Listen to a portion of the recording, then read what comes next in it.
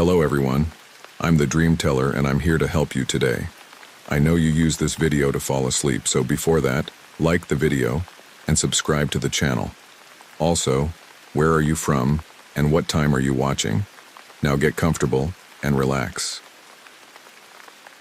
My wife and I decided to start our life together in a house that seemed perfect. It was one of those old houses, with a modest garden and a porch that we had already envisioned decorating for Christmas. It was our first home as a couple, newlyweds, ready to start this new phase of life. The house had a rustic charm, a wooden structure that creaked with every breeze, but it was exactly what we were looking for. A quiet place, with distant neighbors, where we could build a home. There was nothing suspicious about the property. Even the real estate agency gave us a trustworthy impression. Deep down, we just wanted a place of our own. On the first night, as we tried to settle in, something strange began to happen. It was late, and I was practically falling asleep when I heard a noise coming from the walls of the bedroom. At first I thought it was just the old wood creaking, but the sound had a strange pattern, like something was scraping rhythmically, a sound that echoed from side to side. I tried to ignore it, assuming it was normal for old houses, but my wife noticed it too and became uneasy. She asked me if I was hearing it too, and that only made the atmosphere feel even heavier. We tried to convince ourselves it was just our imagination. The next day, while unpacking boxes, my wife found something odd near the kitchen door frame. There were writing marks on the wall, somewhat scribbled but still visible. When we looked closer, we could read them. They were short phrases like, "Don't trust the silence," and "Leave before he wakes up." They seemed like things left by someone who had lived there before, maybe a prank by teenagers, but at the same time, I felt a chill down my spine. It was a strange way to welcome us. My wife let out a nervous laugh and suggested it might be some local superstition, but I admit it lingered in my mind. As the week went by, things started getting worse. One night I woke up suddenly and noticed a chilling air in the bedroom. When I looked at the clock, it was 3:03 a.m. I got up to see what was going on and saw that the back door was wide open, swinging with the wind. I had locked the door before going to bed, I was sure of it, but there it was, open wide. My heart was racing and I felt a tension in the air that was impossible to ignore. I tried not to wake my wife and checked the whole house, but found nothing out of place. I went back to bed, trying to convince myself it was just a coincidence. But after that night, sleep became a battle. After that night, we stayed more alert, but tried not to give it too much importance. I thought maybe it was the wind that had opened the door, some draft we hadn't noticed. But 2 days later, something even stranger happened. We were having dinner in the living room when the television, which was off, turned on by itself. The screen was black for a few seconds, as if warming up, and then started to show a disturbing static. The entire room was filled with that high-pitched static noise, making us jump in fright. I went to the TV and turned it off, but as I turned away, it switched on again by itself. I turned it off once more and this time unplugged it. That's when I noticed my wife was pale, holding her fork, unable to eat. That night we slept with the lights on. The house no longer felt as cozy as before. It was as if the atmosphere was loaded with something dark. In the middle of the night, once again, the sound of footsteps woke us up. They were slow steps coming from the hallway, as if someone was walking toward our bedroom. I held my breath, trying to listen more closely, and my wife squeezed my hand, trembling with fear. The footsteps stopped right in front of our door, and then silence took over the house. We lay still, waiting for any sound, any sign, but there was nothing. Gradually, I began to feel that the house didn't want us there, as if something was trying to push us out. The next morning, we decided to check every corner of the house, looking for any signs of who might be coming in, or what could be causing all this. We found more messages hidden around the house, as if concealed under layers of old paint. Messages like, "He watches," and "Don't provoke what lies dormant." It was as if someone had tried to leave us warnings about something they couldn't fully explain. My wife suggested calling someone to bless the house, but I was skeptical. Deep down, I wanted to believe that all of this was just some bizarre coincidence. But that night, something happened that made me reconsider everything. It was almost 3 in the morning, and we were awake, too afraid to sleep. Everything was quiet, but suddenly the back door opened once again, slowly, as if someone was pushing it from outside. The cold wind entered the house, and I felt a chill that paralyzed me for a moment. This time I was determined to find out what it was, so I grabbed a flashlight and headed toward the door. My wife begged me not to go, but I felt I had to do something. When I got to the door, I looked outside and nothing. Just the empty garden and the cutting wind of the early morning. After that night, the atmosphere in the house only worsened. It was as if each room carried an invisible weight, something that stifled and made the air heavy and cold. I started noticing that my wife was becoming increasingly restless, as if the house was draining our energy. Even the days seemed dark inside. The sun entered through the windows in a strange, dull way, and the silence was always broken by faint but constant noises. One day, while my wife was taking a shower, she screamed my name. I ran to the bathroom and found her trembling, pointing to the fogged-up mirror. There was a phrase written as if someone had run their finger over the moist surface. "You don't belong here." Panic began to set in. We talked about the possibility of leaving, of giving up on the dream that was slowly turning into a nightmare.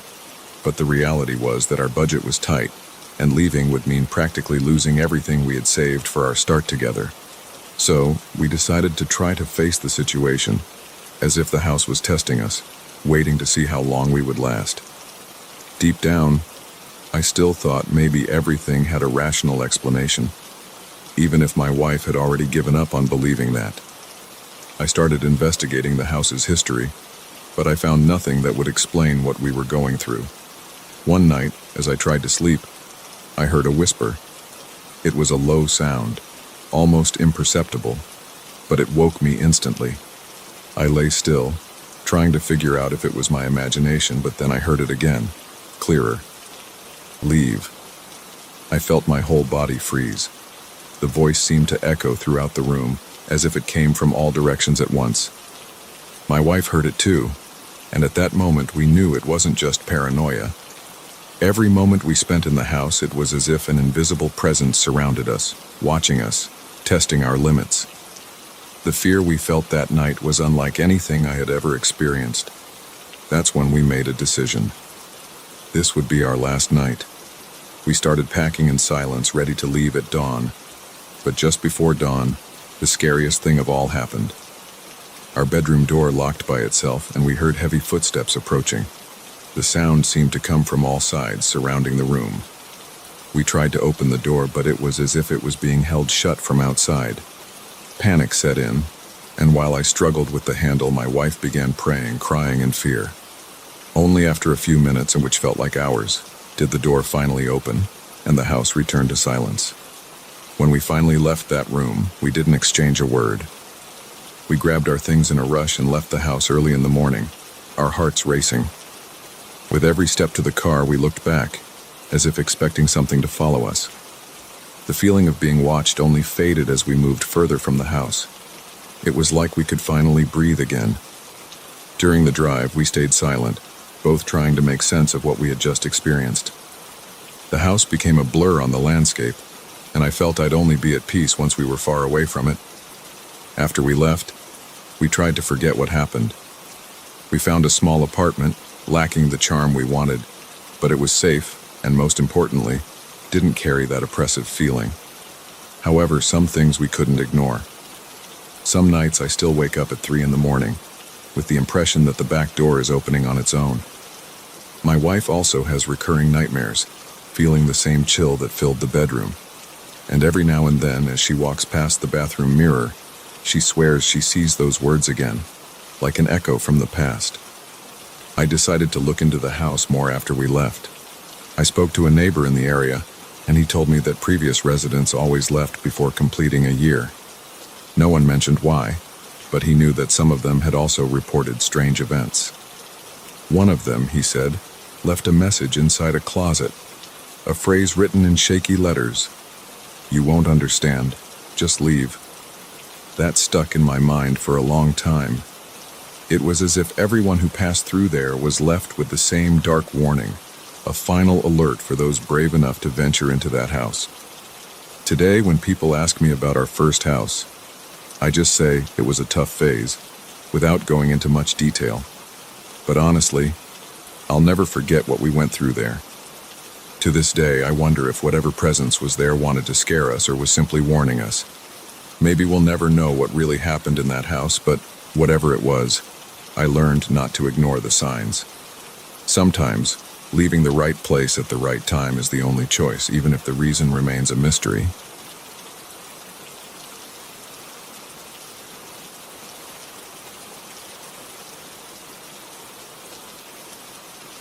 I used to work in a big city but lived far away in one of those countryside regions where all you find are fields, silence, and some sparse streetlights. It was a somewhat solitary life, but I had gotten used to the routine. I left work late, almost always the last one out of the building, and took the deserted road back home. That night didn't seem any different, at least until I came across an accident in the middle of the road, on one of the sharpest curves of the main road. It was a truck overturned, completely blocking the way. I knew it would take hours to clear the road, so I sat there in the car trying to think of an alternative. Then I remembered a route I'd heard about once, a shortcut that went down a dirt road and cut off a good few miles. It wasn't exactly well known. Locals avoided it, especially at night. But since I was tired and didn't want to wait, I decided to take a chance. It couldn't get any worse, right? After all, it was just a stretch of dirt road that would soon reconnect to the main road. Little did I know that this decision would turn my life upside down. The beginning of the shortcut was actually fine, except for a few potholes here and there. But as I drove deeper, the trees grew taller, almost forming a tunnel, and the sense of isolation increased. The sound of gravel and stones crunching under the tires was practically the only thing I could hear, aside from the engine and the occasional song of a night bird. It was an eerie calm, the kind you feel when something is off, but I tried to ignore it. With every turn, the road seemed to narrow more, and the sparse streetlights began to disappear completely. Deep down, I think I already knew I shouldn't have entered there, but who hasn't had those gut feelings they ignore? That's when I saw by the roadside something that looked like a piece of red fabric caught on a branch. It was a scrap of cloth, like a torn band, with dirt marks and something dark I didn't want to think about. I slowed down to look closer, but as I glanced at the rearview mirror, I thought I saw a shadow moving quickly along the roadside. It was so fast it seemed like my imagination, but it gave me a chill. I gripped the steering wheel and tried not to look at the mirror again. As I drove on, I began to feel a strange pressure in my chest, as if the air was heavier there. The vegetation around me seemed to grow denser with every meter I advanced, and my car was starting to scrape along the edges of the road, brushing against branches and leaves that practically invaded the path. The darkness was almost absolute, even with the high beams on, and I could only see what was directly ahead. That made me even more nervous, as it felt like anything could jump out of the dark at any moment. A little farther ahead, I saw what looked like an abandoned building, maybe an old hunting post. The thought of stopping crossed my mind, but I quickly dismissed it. I was already uneasy and, to be honest, had a feeling of being watched. You know that unsettling feeling of being observed, even when you can't see anyone? I looked around inside the car, trying to find some calm, but it was hard. Suddenly, a sound broke the silence. It sounded like scratching, a dry noise, as if something was scraping against the side of the car. My heart raced, and I froze for a few seconds, listening as that strange noise intensified. I took a deep breath, gripped the steering wheel, and accelerated a bit, hoping it was just a branch scraping against the body of the car. But the sound didn't go away. On the contrary, it seemed to get closer, as if it was following me. The strangest part was that even with the car moving, that noise remained right by my side, at a steady pace that didn't make sense. Suddenly, something inside me snapped into survival mode, that fear that makes you want to run without looking back. But I was inside the car alone, with no way to escape. I thought about speeding up as fast as I could, but feared the car might get stuck in the mud or lose control and crash into a tree. If that happened, I'd be trapped there. In a desperate act, I turned off the radio and sat in complete silence, trying to understand what was happening. The scratching stopped for a moment, and I felt a brief but intense wave of relief. That relief didn't last long. A shadow crossed the road right in front of the car, too fast for me to identify. It was tall with an almost human stance, but distorted. Reflexively, I hit the brakes hard and the car skidded a bit on the dirt road. My heart felt like it was beating in my throat, and I could only stare straight ahead in the direction where that thing had crossed. I sat there frozen, hands sweating on the steering wheel, trying to process what I had just seen. My legs trembled, and I felt like any movement could attract that thing back. I looked around, hoping to see some sign that it was just my imagination, but the road was empty, covered by darkness and an oppressive silence. Even so, I had to get out of there. I took a deep breath, swallowed my fear, and started the car again. I accelerated slowly, avoiding looking to the sides, and focused only on getting out of that infernal road as quickly as possible. A few meters later, the sound of something hitting the rear window made me almost lose control of the car. It was as if someone or something was pounding on the glass with incredible force. I didn't dare look back. With each blow, the sound grew louder and more aggressive, as if it were getting impatient. I was already panicking, and all I could do was press the pedal as hard as I could, eyes fixed on the road ahead. Every second I felt the car nearly going out of control, but the fear of stopping was stronger than anything. Finally, I spotted what looked like the end of the dirt road. The lights of the main road appeared in the distance, and I felt such a huge relief that it nearly brought me to tears. The pounding on the glass stopped as soon as I reached the paved part, and silence returned, but in a different, more comforting way. I looked in the rearview mirror and saw nothing. No shadow, no sign of that terrifying presence. It was as if it had stayed behind, trapped in that dark road. I took a deep breath and my body started to relax a bit, though my heart was still racing. When I got home that night, I went inside, locked the door, and sat in the living room, trying to understand what had happened. To this day, I can't say exactly what I saw or what chased me on that road. I've never told anyone about it, only writing it here because I know you all will understand. And if there's one thing I learned that night, it's that sometimes those shortcuts hide much more than just an alternative route. I never went down that road again, and honestly, I'd rather not know what goes on in that forest at night.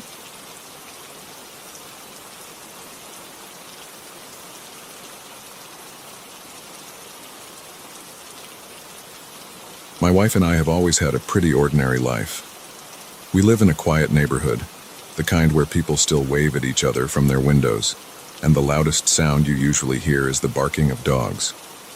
Our routine was the same as any couple in their early 30s. Work, grocery shopping, dinner while watching a series, and then sleep. However, everything changed that week. It was right after an ordinary Friday, one of those days when you just want it to end so you can rest over the weekend. When I got home, I found a simple envelope with no seals or anything indicating where it had come from.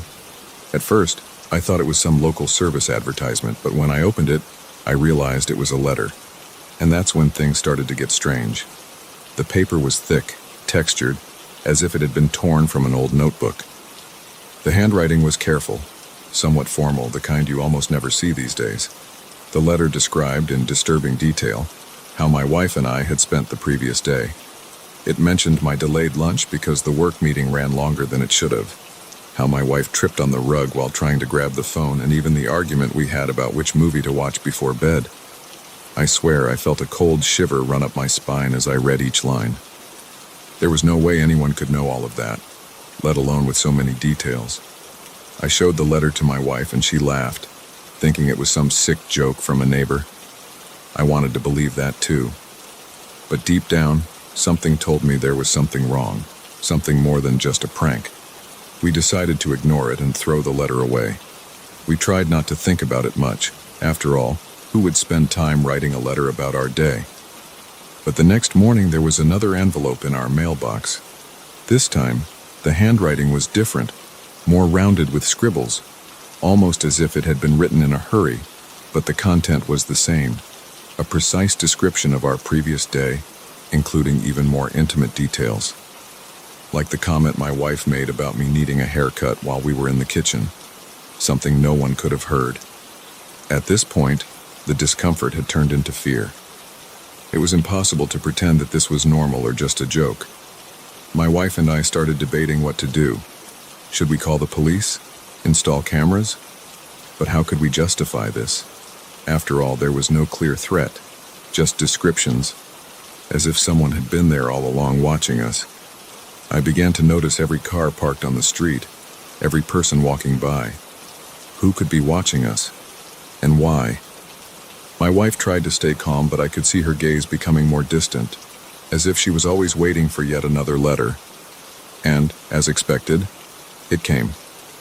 In the third letter, the situation became even more disturbing. This time the envelope was on our doorstep, as if someone had just left it there. The handwriting was different again, shaky, full of corrections, as if the person was nervous.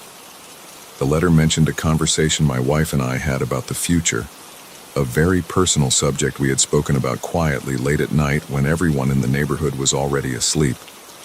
I could no longer ignore the fact that someone was watching us very closely. It was as if every aspect of our life was exposed to an invisible audience, and it was wearing us down emotionally. We started taking measures. We installed security cameras around the house, changed the locks, and even warned a few trusted neighbors to keep an eye out for any suspicious activity. For a few days, it seemed like the situation had improved. There were no more letters, and the tense atmosphere that had been hanging over our house began to dissipate. But on the fifth night after the last letter, while I was reviewing the camera footage, something caught my attention. There he was, a shadow of someone wearing a hood, standing in front of our door around 3 a.m. He didn't do anything but stand there for a few minutes, just staring at the house, and then left without leaving a trace. Seeing that was a punch to the gut. I showed the video to my wife, and her expression shifted from surprise to pure terror. Whoever it was knew exactly where the cameras were, because they never showed their face. The next day, another letter appeared, but this time it wasn't on the door or in the mailbox. We found the envelope in the middle of the living room on the coffee table. The handwriting was new, and the content was worse than before. It described exactly my reaction to seeing the shadow in the video the night before, described the fearful look on my wife's face, and the worst part was, the letter ended with a question. Are you going to keep trying to hide? That letter broke something inside me. I felt a mix of fear, anger, and helplessness. I called the police immediately, and this time they came. The officers examined the house, took notes, and installed a temporary monitoring device. They told us to stay calm and alert, but it was impossible. Whoever was doing this seemed to know every step we took. I spent that night awake, watching the door and the cameras, waiting for any sign of movement. My wife, by my side, couldn't sleep either. It felt like our own house didn't belong to us anymore, as if we were merely visitors in a life someone was manipulating. The next day, we did something we hadn't done before. We decided to leave the house and spend the night in a hotel. We thought it would give us some relief, maybe even distance us from the nightmare that seemed to be closing in on us. We chose a simple hotel, a few miles from home. We stayed in a small room with windows facing the main street. For the first time in weeks, my wife seemed a little more relaxed, as if being away from that environment could finally bring some comfort. But as evening fell, my phone vibrated with a notification that gave me a chill down my spine. It was a message from an unknown number. The message contained a photo. It was of our house, taken from the outside that same night. The image clearly showed that we were absent, almost as if it was a reminder that no matter where we went, someone was watching us. I showed the photo to my wife, and her face went pale. We decided not to respond, just locked the hotel room door and tried to stay calm.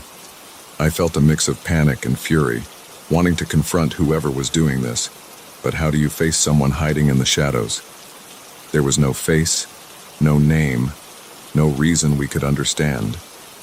The next morning we returned home. Everything was just as we had left it, but the silence felt thicker, oppressive. When we walked in, there was another envelope, this time on the kitchen table. The handwriting was familiar, the same as the first letter. The content, however, was different. There was no description of the previous day, just a warning. Last chance. That put me on high alert. I called the police again, and they promised to increase patrols in the area, but it felt like little compared to what we were living. I knew I had to do something different. I talked to my wife, and we made a difficult decision. It was time to leave that house. In a few days, we started packing our things. We hired a moving company and found a temporary place to stay on the other side of town. On the day we finally left, I felt a weight lift off my shoulders. We didn't know if it would bring us peace, but it seemed like the only way out. And indeed, the letter stopped. It's been a few months since then, and we haven't received anything like that again. I still don't know who was watching us or why, but sometimes at night I still feel like I'm being watched. Maybe that feeling will never go away, but at least now we're trying to move on.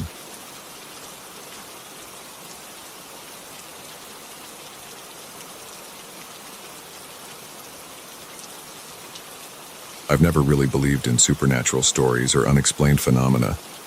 In fact, I've always been that skeptical guy who laughs when someone starts telling ghost stories. I've worked as a software engineer for over 10 years, so my mind is pretty logical and rational. Or at least it was until that night on July 15th, 2023, when something happened that completely changed my view of the world. I live alone in an apartment on the 10th floor of an old building in downtown Louisiana. It's one of those 70s buildings with long corridors and somewhat gloomy architecture, but I had never felt anything strange living there.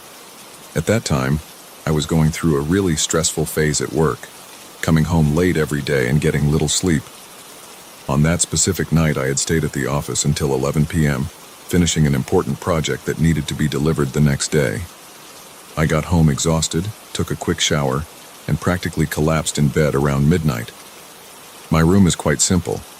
A double bed against the wall, an old dark wooden wardrobe I inherited from my grandmother, and a desk with my work set up near the window.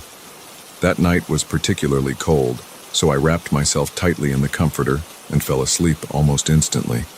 A rare thing for me, as I've always had trouble falling asleep. I suddenly woke up in the middle of the night.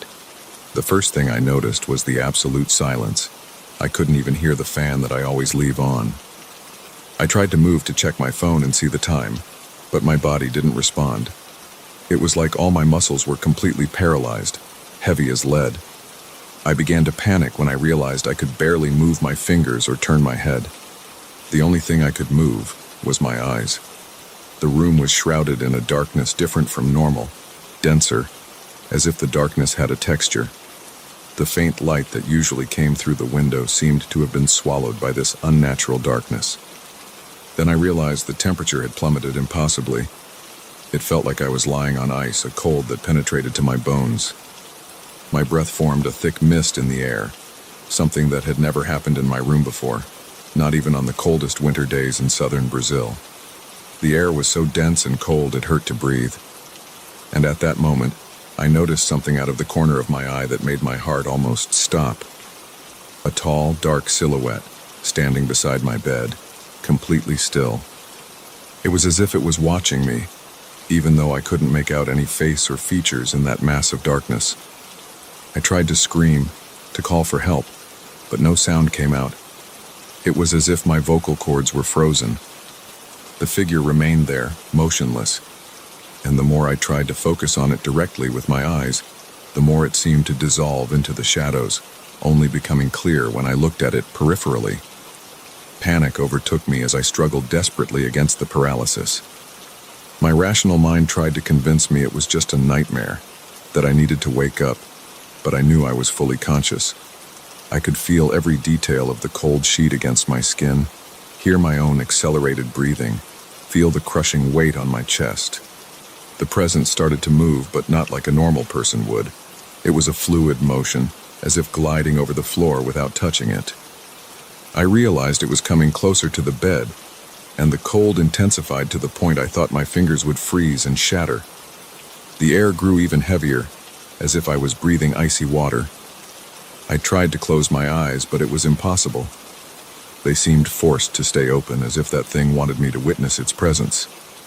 The wooden wardrobe began to creak, as if the extreme cold was causing the wood to contract. A low, deep humming started to fill the room, gradually increasing in intensity. It wasn't a sound coming from my ears or my head. I could feel the vibration in the walls, the mattress, in every bone in my body. The silhouette was now beside my pillow, and even without being able to see a face, I could feel it was staring at me intently. The smell in the room changed completely. It was a mix of old mold and something metallic like rust, but there was also a sweet, putrid odor that made me nauseous. It was a smell I had never encountered before, something that didn't seem to belong to our world. Then something happened that made my blood freeze even more. The figure leaned over me, and for the first time I could make out something on its face. Two deeply black points where its eyes should have been, darker than the surrounding darkness. It was like looking into two holes that led to absolute nothingness. The hum increased so much that I thought my eardrums would burst, and the temperature dropped even more. Now I could see a thin layer of ice forming on the walls of the room. My extremities were completely numb, and I began to feel I was losing consciousness due to the extreme cold. In a moment of absolute desperation, I managed to muster all my willpower and tried to move my pinky finger. It was the only part of my body I could still feel slightly. It was like trying to lift a ton with a strand of hair, but slowly, painfully, I managed to move it a few millimeters. This tiny movement seemed to break some sort of spell. The hum wavered like a radio out of tune, and the figure recoiled abruptly as if it had been shocked. My breathing was so shallow at that point that I could barely pull in air, and I started to see black spots in my vision as if I was about to faint. The entity, because now I was certain it wasn't something human, began to distort in an impossible way. It was like it was being sucked by something invisible, twisting at angles that defied physics. The putrid smell became unbearable, and I started to taste something metallic in my mouth, like I was chewing on copper coins. The wardrobe kept creaking louder and louder, and I could see cracks forming on the mirror of the door, creating a pattern that looked like a frozen spider web. The hum began to form something that almost sounded like a word, but it was too distorted to understand. Then, in the blink of an eye, everything stopped. The silence returned so abruptly that my ears hurt. The figure simply disappeared, not gradually, not dissolving. One moment it was there. The next it wasn't. The cold slowly began to diminish, and I felt the first tingles returning to my limbs. I was still paralyzed, but I could feel the crushing weight starting to lift. The cracks in the wardrobe mirror remained, proving that it hadn't been a hallucination. The smell still lingered in the air but was dissipating along with that abnormal darkness. I stayed in that state for a few more minutes that felt like hours, gradually regaining control of my body. When I finally managed to move, I practically jumped out of bed and ran to turn on all the lights in the apartment. It was 3:33 a.m., a detail I only noticed afterward, which sent even more chills down my spine. I spent the rest of the night sitting in the living room with all the lights on, shaking not just from the cold but from terror. The next morning I took pictures of the cracks in the mirror and noticed something that made me question my sanity even more. They formed a pattern that looked like a screaming face. After that night, I began an obsessive search for answers. I researched sleep paralysis, paranormal phenomena, similar experiences, anything that could explain what had happened. I found several similar accounts on internet forums, but none mentioned the extreme cold or the cracks in the mirror. I consulted 3 different doctors, a neurologist, a psychiatrist, and even a sleep disorder specialist. I had several tests done, but everything came back normal. The neurologist suggested it was a severe episode of sleep paralysis combined with hypnagogic hallucinations, but that didn't explain the cracks in the mirror or the ice that had formed on the walls. I had pictures of everything. In the following weeks, I began to notice small, strange things in the apartment. Objects that would shift slightly during the night, unexplained moisture spots on the walls that would appear and disappear, and most disturbingly, that peculiar smell that would return every now and then, always very faint, like a reminder of what had happened. The most unsettling thing was that every time I woke up in the middle of the night, which started happening frequently, the clock always showed 3:33. It was as if something was toying with me, taunting me. I even installed security cameras in the bedroom, but every time something strange happened, The footage would be distorted or the camera would simply stop working. I ended up making a radical decision. I moved out of the apartment a month later. I couldn't stand living with that constant feeling of being watched, with the fear of sleeping and waking up with that presence by my side again. I moved to a new, well-lit condo on a lower floor with neighbors close by. I only took the essentials. I left the wardrobe and anything else from the old room behind. I didn't want any connection to that night. The first few weeks in the new apartment were peaceful, and I started to think maybe I had left it all behind. But last night, exactly 3 months after the first incident, I woke up with that same intense cold sensation. My muscles started to feel heavy, and for a moment, I thought I saw a familiar shadow out of the corner of my eye. I forced myself to get up before the paralysis completely overtook me and ran out of the bedroom. I spent the night wide awake, with all the lights on, determined to share my story here. I don't know if that thing will come back. I don't know what it wants, and honestly, I don't know what to do if it appears again. All I know is that nothing the doctors say can fully explain what happened that night, and every time I catch that characteristic smell or see 3:33 on the clock, my entire body freezes with fear.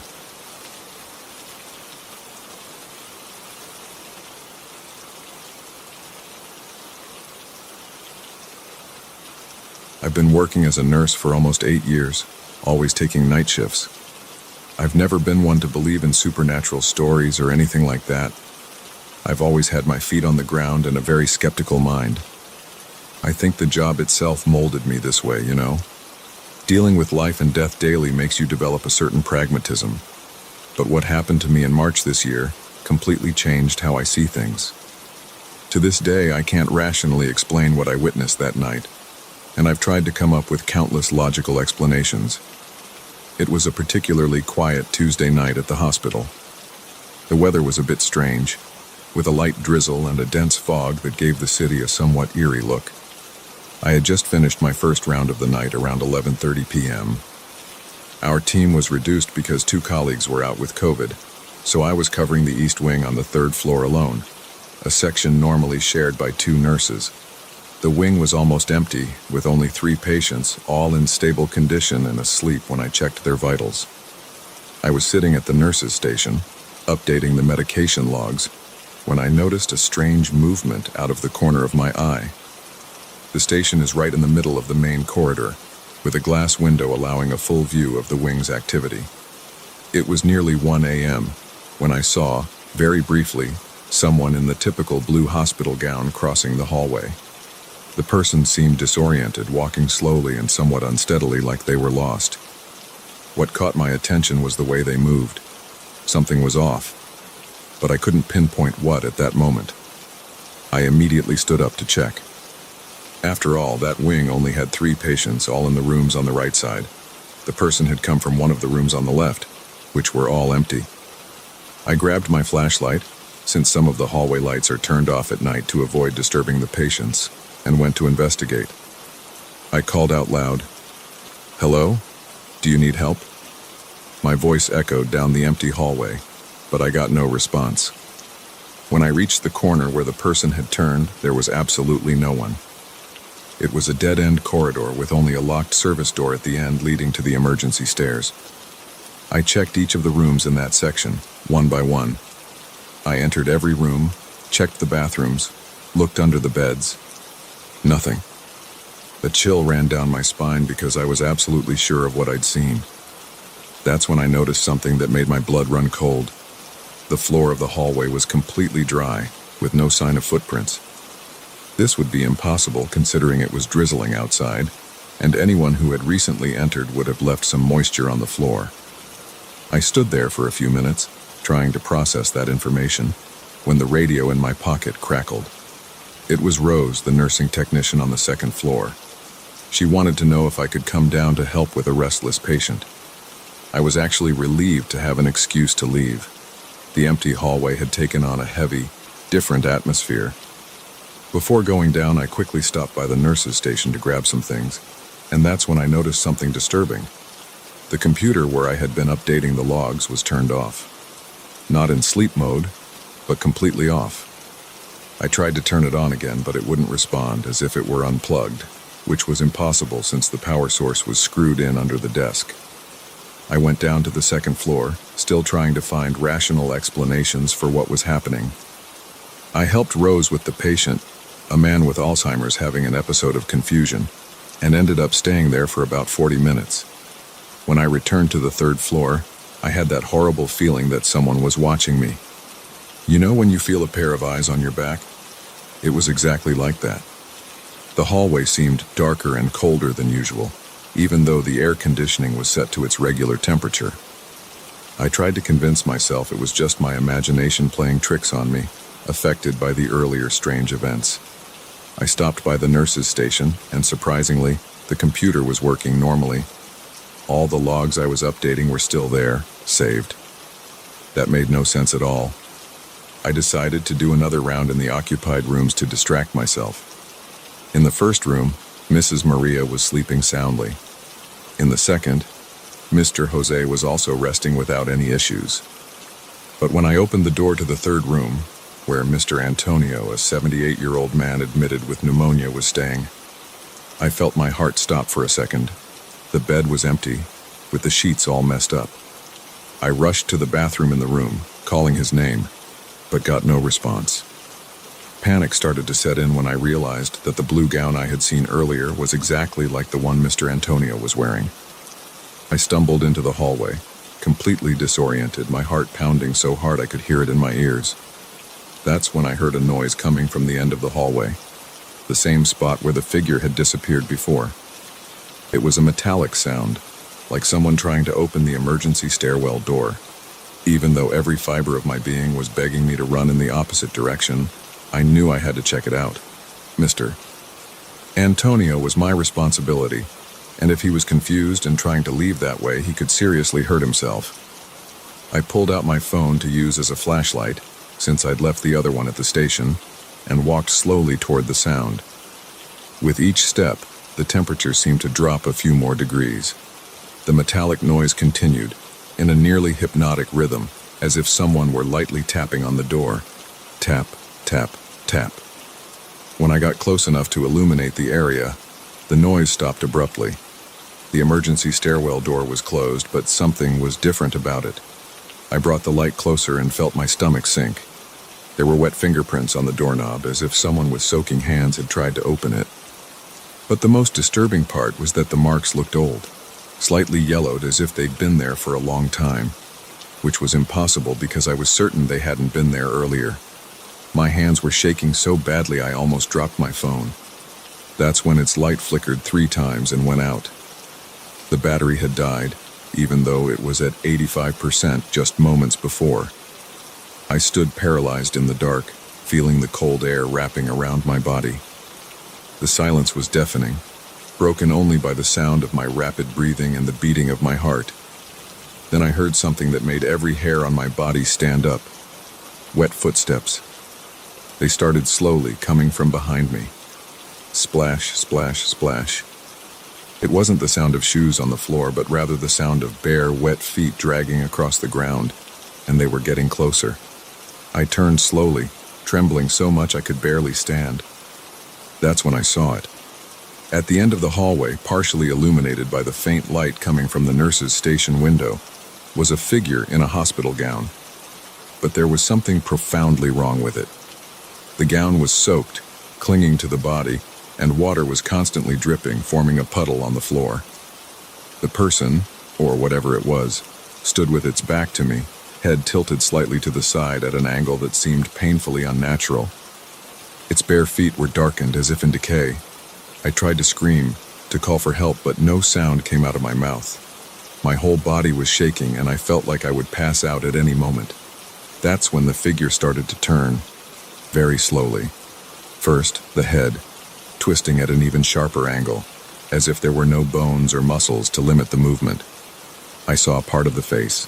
The skin had a greenish hue, the lips were purple, and the eyes were completely white, without irises or pupils. A grotesque smile spread across its face, revealing blackened teeth. At that moment, my legs finally responded, and I ran. I ran like I had never run before. I I stumbled down the stairs, nearly falling several times. When I reached the second floor, I found Rose in the hallway and practically fell into her arms, sobbing and shaking. She called other staff members, and a security team went up to check the third floor. Guess what? Mr. Antonio was sleeping peacefully in his bed, as if he'd never left. The floor was completely dry, with no trace of water, and the emergency stairwell door had no marks on it. They tried to convince me I had fallen asleep and dreamed, or that I was overly stressed. But I know what I saw.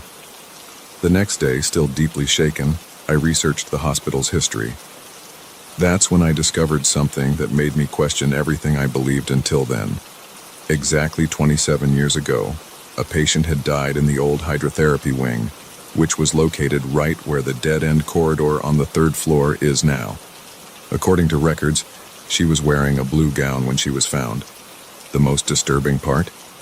She was reportedly seen wandering the hallways hours after she was found, leaving wet footprints wherever she went. The next day, I requested a transfer to the day shift and never worked at night again. To this day, when I pass by that hallway during the day, I feel a cold chill down my spine. And sometimes, just sometimes, when I glance quickly, I swear I see a puddle forming on the floor even on the driest days of the year.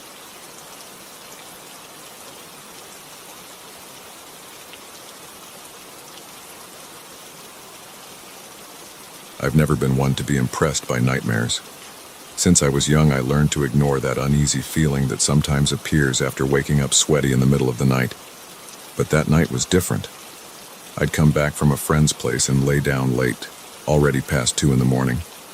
As usual, I put on a playlist playing softly and fell asleep within minutes, exhausted. I woke up with a jolt, the kind that almost throws you out of bed, and realized I was drenched in cold sweat. It was the kind of nightmare that traps you in a scene so absurd, yet so vivid, it feels like it lasted an eternity. In the nightmare, I was on a street that seemed familiar, but something was off. The houses, the trees, everything looked exaggerated, as if every detail was there to make me feel uncomfortable, something out of place. I walked down this deserted street, and the only thing I could hear was the sound of my footsteps echoing. At some point, I began to feel someone watching me. I looked back, but all I could see were shadows, figures moving too fast to make out. When I finally stopped walking, I felt a presence right behind me, and a low voice whispered my name. That made me wake up instantly, still hearing that whisper in my head. I lay there for a few seconds, trying to understand what I'd just dreamt. The room was dark, and the only sound I could hear was the faint hum of the playlist still playing, slightly distorted, adding to the heavy atmosphere. I took a deep breath, tried to calm myself down, and thought it was just another one of those weird dreams. Nothing more. Until suddenly my phone vibrated. Who the hell would be calling me at this hour? It was almost 3 in the morning. I looked at the screen, still half asleep, and felt a chill run down my spine. The number was unknown. My first thought was that it might be some emergency, a family member, so I answered without hesitation. When I put the phone to my ear, I heard breathing on the other end. "Hello?" I said, trying to hide my apprehension. The breathing continued for a few seconds, heavy and uneven, as if the person was just standing there listening. Then, a voice, and here is where my heart practically stopped, began to speak in a low, dragged tone, exactly like the voice I'd heard in my dream. "You woke up fast," said the person, or the thing, whatever it was. My body froze. It was impossible. I knew I was awake, and I knew this voice, which seemed like an echo straight from the nightmare, was no figment of my imagination. My hand started shaking as I held the phone. I tried to come up with a logical explanation, but nothing made sense. I asked who was speaking, trying to sound firm, but the voice on the other end only let out a low, muffled laugh and said, "You know me. I was just with you." Hearing that, a chill went through my entire body.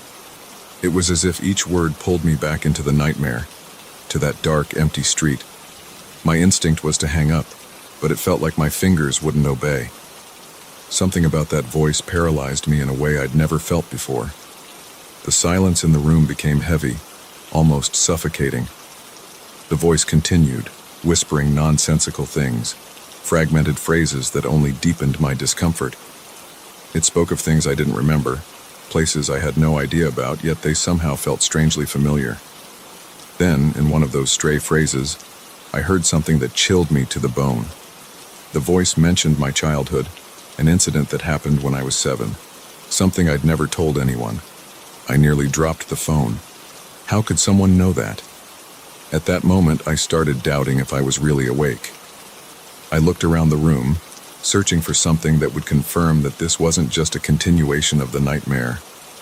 But everything was there. My lamp, the pile of clothes on the chair, the fan beside the bed. Every detail seemed to confirm that I was indeed awake. And still, that voice, that presence, it felt as though something had crossed from the dream into reality. Overwhelmed, I asked once more who it was and why they were calling me, but the response came as an almost inaudible whisper. You already know. You just need to remember. That was the last straw. I hung up abruptly and tossed the phone onto the bed, breathing heavily, trying to process what had just happened. I could still feel the presence of that person, or whatever it was, lingering over me, even after I'd hung up. I stayed there, frozen, trying to hear any sound in the absolute silence of the room. Fear took over. I knew that somehow that being, that voice, had a connection to something from my past, but it was a past I'd never touched, something I didn't even want to remember. The room felt increasingly suffocating, as if the air itself was thick with that presence. I picked up the phone again, and without thinking much, went to my call history. The number was still there, but there was no other information. I decided to try calling back, hoping someone would answer and reveal that it was all just a sick joke.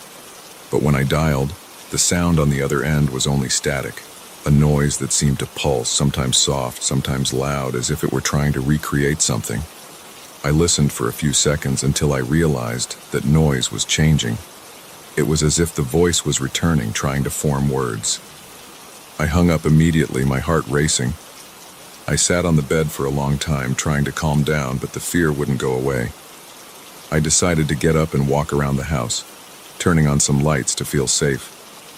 I passed through the living room, the kitchen, and everything seemed in order. Yet there was something strange in the air, a heavy silence. That's when I approached the window and saw something that made me question my sanity. Across the street, under a streetlight, there was someone standing, a figure I could barely see, but it looked like it was staring right at me. It was like being back on that street in the nightmare. My feet stayed rooted to the floor, and fear kept me from closing the curtain. I stood there staring at that silhouette until it started moving, slowly, as if it were walking towards me. When I finally regained movement, I yanked the curtain shut with all my strength, locked the window, and secured every door in the house. I ran back to the bedroom, feeling like a kid scared of the dark. I threw myself onto the bed, covered my head, and for the first time in years prayed that this was just an illusion brought on by exhaustion, stress, anything. I don't know how long I lay there, but eventually, I started calming down, and the silence in the room returned to normal. When I finally looked at my phone again, I noticed that the call history had disappeared, as if that call had never happened. I don't know what that was, who or what I saw or heard, or why it seemed to know so much about me. But since that night, I haven't been able to sleep in peace. From time to time, I still wake up in the middle of the night, feeling as though someone's watching me, and that at any moment, my phone might ring again.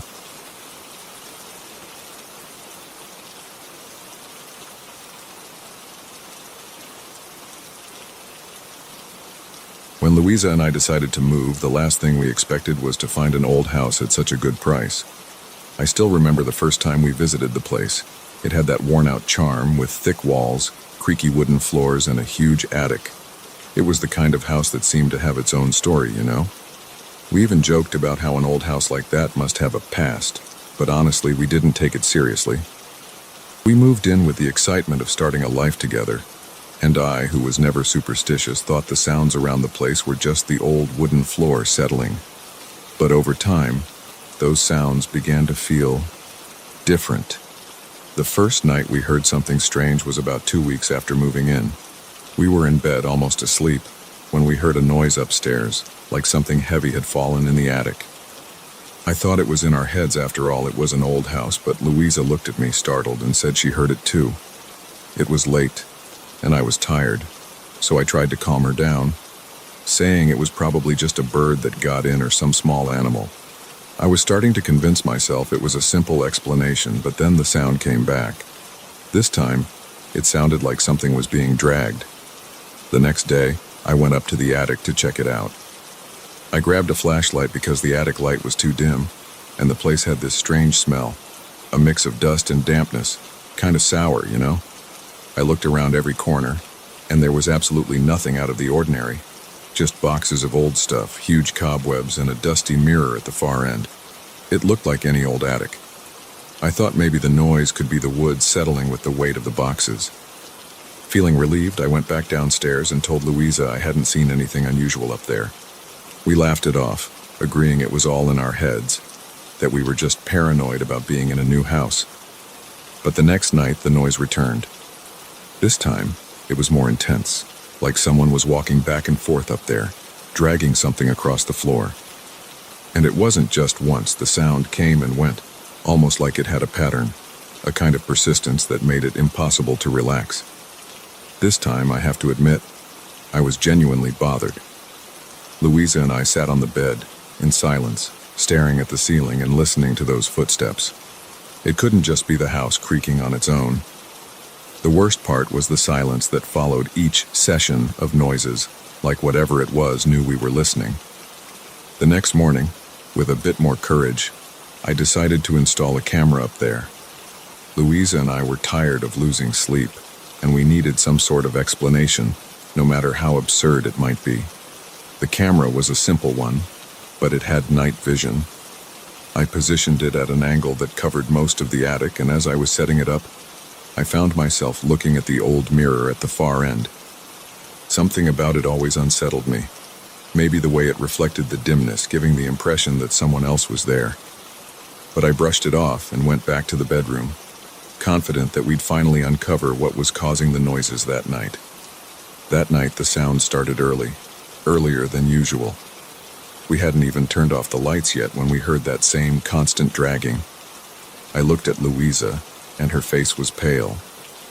I tried to pretend I was calm, but the truth was I was nervous too. We went straight to the phone screen where the camera was streaming live. At first, everything was still, just that dark, dusty scene with a grainy image. But then, something caught our attention. The mirror. It looked like something moved across it, a quick shadow that was hard to make out. Louisa nearly dropped the phone when we saw it. I thought about going up there again, seeing it with my own eyes, but something told me it was better to stay put, to watch from afar. And then, as if wanting to send us a message, the noise got louder. It was no longer dragging, but something like rhythmic, violent thuds on the floor. I felt a tightness in my chest, my heart racing, and Louisa was gripping my hand so hard it almost hurt. The silence after the thuds was suffocating, as if the whole house was waiting for our reaction. We stayed there, frozen, and just when I thought I could breathe again, the sound stopped out of nowhere. In the days that followed, the atmosphere in the house felt heavy. I tried to act like everything was normal, but Louisa could no longer hide her fear. She said she was dreaming about the mirror almost every night, like something inside it was watching us. I even thought about taking it down, throwing it away, or at least covering it with a cloth. But at the same time, something stopped me, like it was better not to mess with what we didn't understand. Every night the sounds grew more intense, and I felt like we were getting closer to something, but without knowing exactly what. After several more sleepless nights, I'd had enough. I decided we needed to call someone who knew more about this stuff than we did. I searched online and found a guy who claimed to be a paranormal expert from the next town over. Louisa, who'd always been more skeptical than I was so terrified that she didn't even question the idea. Deep down, I think she just wanted an explanation that made sense. Anything that could help us understand what was happening in that attic. We scheduled a visit for the next day, and that brought us a little peace, like we were finally in control of the situation.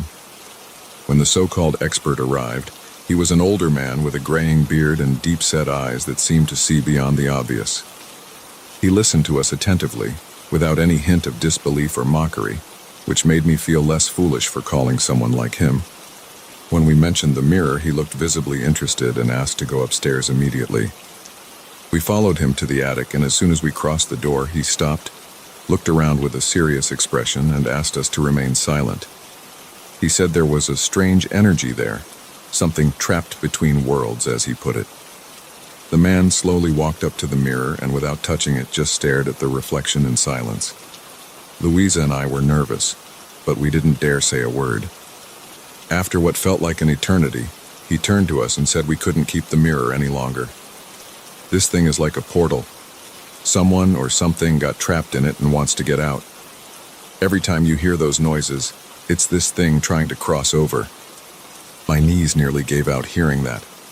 I'd never believed much in these things, but the way he spoke with such conviction made my skin crawl. It felt like he knew exactly what he was talking about.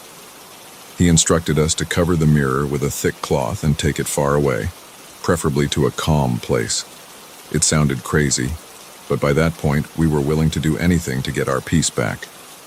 That same afternoon, we found an old, thick cloth, covered the mirror, and put it in the car trunk. We drove to a remote area outside town, near a lake where no one ever went. We didn't say a word during the drive. We both knew it was something we could never explain or forget. We left the mirror there without looking back. That night, for the first time in weeks, the house was silent. There were no more dragging sounds, no footsteps, no noises coming from the attic. Louisa and I sat in silence for a while, just absorbing the peace that was slowly filling the rooms. We didn't go to sleep right away. We stayed sitting on the bed, processing everything, as if waiting for the sound to start again at any moment. But nothing happened. It was like the house was finally at rest. The feeling of relief was so immense I could hardly believe it. Louisa held my hand and smiled, bringing me a calm I hadn't felt in a long time. The days that followed were strangely normal, almost unsettling. Every time I went up to the attic to grab something or just to make sure everything was in order, I felt a void, an absence that hadn't been there before. I can't explain it, but it felt like the space had lost that weight, that presence that made the air thick and oppressive. The boxes were all in place. The wooden floor creaked as always, but now the space just felt empty. The strangest part was realizing how the absence of something I barely understood left me uneasy, like something was missing.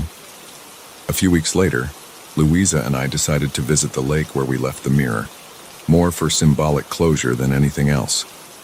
We wanted to see if it was still there, maybe to convince ourselves that it all really happened and wasn't just some collective paranoia. When we arrived, we couldn't find the mirror. We searched the area, calling each other's names as if one of us had moved it as a joke, but it was simply gone. We tried to convince ourselves that someone else might have taken it, but the uncomfortable feeling returned. It was like the mirror had vanished on purpose. To this day, we're not sure what that mirror was or what really caused the noises in the house. We haven't heard anything since we got rid of it, but every now and then, Louisa wakes up scared, saying she saw a shadow in the reflection of the mirror in our bedroom. I always tell her it's all in her head, but to be honest, when she falls back asleep, I'm afraid to look at the mirror too. Sometimes I feel like this story isn't over, like we left something unfinished in that attic. It's an irrational fear, but a real one. Maybe someday we'll find out what really happened. For now, I'd rather not try to find out.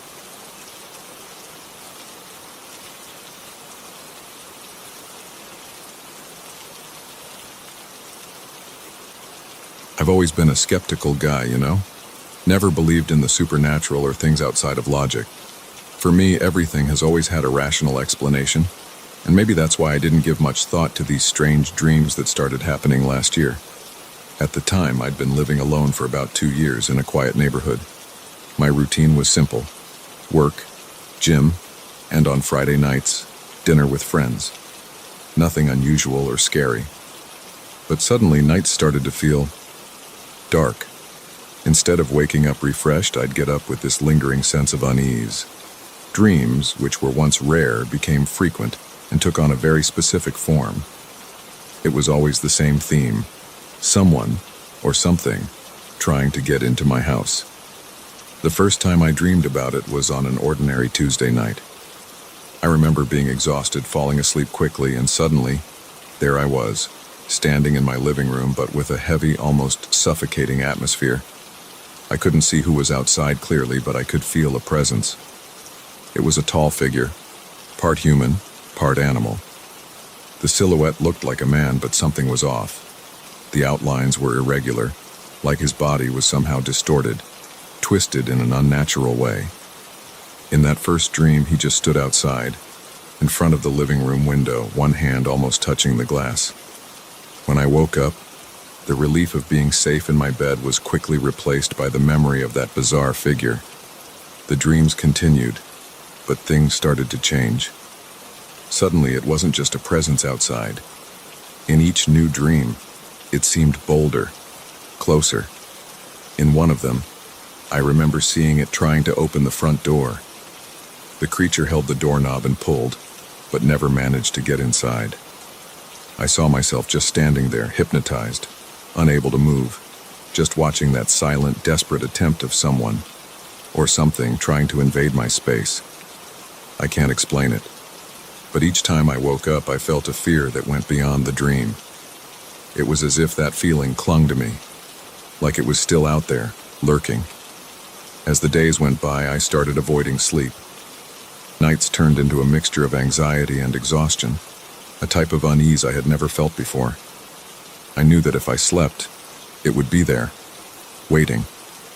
The worst part is that even when I was awake, I sometimes caught a shadow moving out of the corner of my eye, or heard a muffled sound. I tried convincing myself it was all in my head, maybe just sleep deprivation. But deep down, I already sensed it was more than that. Something was happening, and I couldn't ignore it. Over time, the dreams grew more intense. It was like it was getting impatient, more persistent. One night, I remember it started the same way. I was in the living room. The silence was absolute, but the atmosphere was so heavy it felt like the air was poisoned. I smelled something metallic like blood in the air, and the sound of heavy breathing echoed around, even though I was there alone. When I looked at the door, it was closer than ever, pressing its face against the glass of the window. I could make out the shape of its head better, with a kind of short snout and sharp teeth protruding from a twisted mouth. The eyes were two dark patches, lifeless. It was human, but not completely. When I woke up, the terror was so real that I nearly fell out of bed. My heart was pounding, and sweat dripped down my face. It took me a few minutes to understand I was in my room, safe, or at least that's what I tried to believe. I got up, went to the kitchen for a glass of water, and as I passed by the living room, I couldn't resist looking at the window. It was irrational, I knew, but I felt the need to make sure everything was normal. When I looked, the glass reflected my pale face, but a shadow seemed to be creeping in the distance, in the yard. I blinked and it was gone, but that feeling of not being alone lingered. I started talking about these dreams with some friends, trying to vent and see if they had any logical explanation. They laughed, saying I was overworking or watching too many horror movies. Deep down, I knew it was more than that. The dream, or whatever it was, seemed to be growing, getting bolder. I started making small changes around the house, like locking the windows and leaving lights on in the living room and hallway at night. But none of it eased the fear. Every time I closed my eyes, the image of that figure returned, and each time it seemed more real. One of those nights, things reached a peak. I dreamed I was in the living room again, but this time something was different. I felt it had gotten past the door, that there was no longer anything between us. I heard slow, dragging footsteps and breathing so heavy it made the walls vibrate. I couldn't move. It was like I was glued to the floor, frozen with terror. It kept getting closer, and I knew that this time it wasn't just trying to scare me. When I finally managed to move, I woke up with a jolt, but something was wrong. The air in the room was cold, and I felt as if someone, or something, had been there with me. After that night, I simply couldn't sleep properly anymore. Every time I closed my eyes, that figure came back, clearer and more threatening each time. The worst part was that, even awake, the feeling of being watched lingered. One night, sitting on the couch, I even heard strange noises outside, like branches breaking or slow footsteps over dry leaves in the yard. My first reaction was to turn on all the lights in the house, trying to convince myself it was just my imagination. But the silence returned, and with it the unsettling idea that that being was stalking me, like a predator watching its prey. I knew something was wrong, but I couldn't prove it. I decided to install security cameras, more to reassure myself than actually expecting to see anything. For the first few days, nothing unusual showed up on the recordings, and I started to think maybe it was all paranoia. But then, one night when I'd finally managed to fall asleep, I was woken up by a sound that chilled me to the bone. It was a slow, constant scratching, like nails scraping on wood. When I got up to check the cameras, the sight was chilling. Outside, by the living room window, a shadow moved, tall and distorted with that familiar human-animal outline. That was the first time I saw the visitor outside of my dreams, and let me tell you, it was much worse in real life. The figure seemed to stretch like it had bones that bent in the wrong directions. Every movement was slow and calculated, and although I couldn't see its face clearly, I felt those empty eyes staring straight at me. I stood paralyzed, my heart racing, as the figure kept moving closer to the window. It was only when it lifted one of its long, deformed hands that I snapped out of it, ran to turn off the lights, and hid in my room. I locked the door and stayed there, breathing deeply, hoping the thing would leave. After that day, the atmosphere in my house changed completely. I couldn't stay alone without feeling it was nearby, lurking. Even friends who came over commented on how the place felt colder, darker. I started seriously considering moving, but at the same time I felt an inexplicable fear that it would follow me. It was as if the creature had latched onto me, and no matter where I went, it would find a way to show up. I knew I had to do something, or I'd end up going crazy. After weeks of living in this constant state of alert, I decided to do something more practical. I talked to a friend who knew a bit about energies and spirituality, and he suggested I try some kind of cleansing for the house. Honestly, I didn't believe in it much, but I was so desperate that anything seemed better than continuing in this nightmare. On the scheduled day, he brought incense, crystals, and performed a kind of ritual, walking through each room, muttering words I barely understood. Even though I was skeptical, I have to admit that for a moment the atmosphere felt lighter, like that thing had finally given up on me. That night I slept deeply for the first time in months. When I woke up, the relief was so overwhelming that I was almost in shock, unable to believe I'd finally spent a whole night without the constant fear of that figure. But just to be safe, I kept the lights on and the security cameras running. The following days were peaceful, and I began to feel that maybe I'd managed to get rid of that presence. It was strange, but somehow the house felt more mine again, like that weight had lifted for good. It was only a week later that I decided to review the security footage from that night, more out of curiosity than anything else. I watched the videos without much expectation, skimming through each minute.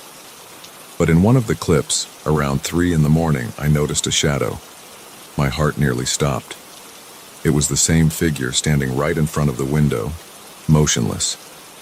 But the scariest part was the last moment of the recording. It looked directly at the camera, and for a split second I saw its face clearly. A vacant, almost mocking stare, as if it knew that nothing I did could stop it from finding me. Since then, I haven't seen the creature again, but the image of that look haunts me to this day. Sometimes, when I'm alone in the house and the silence grows heavy, I still feel a presence, like it's there, quietly waiting. Maybe it's left me alone, or maybe it's just waiting for the right time to return. All I know is that I'll never forget that figure, nor the fear it brought. One day I might have to face it again, but for now all I can do is keep watch and try not to think too much about what was truly lurking that night.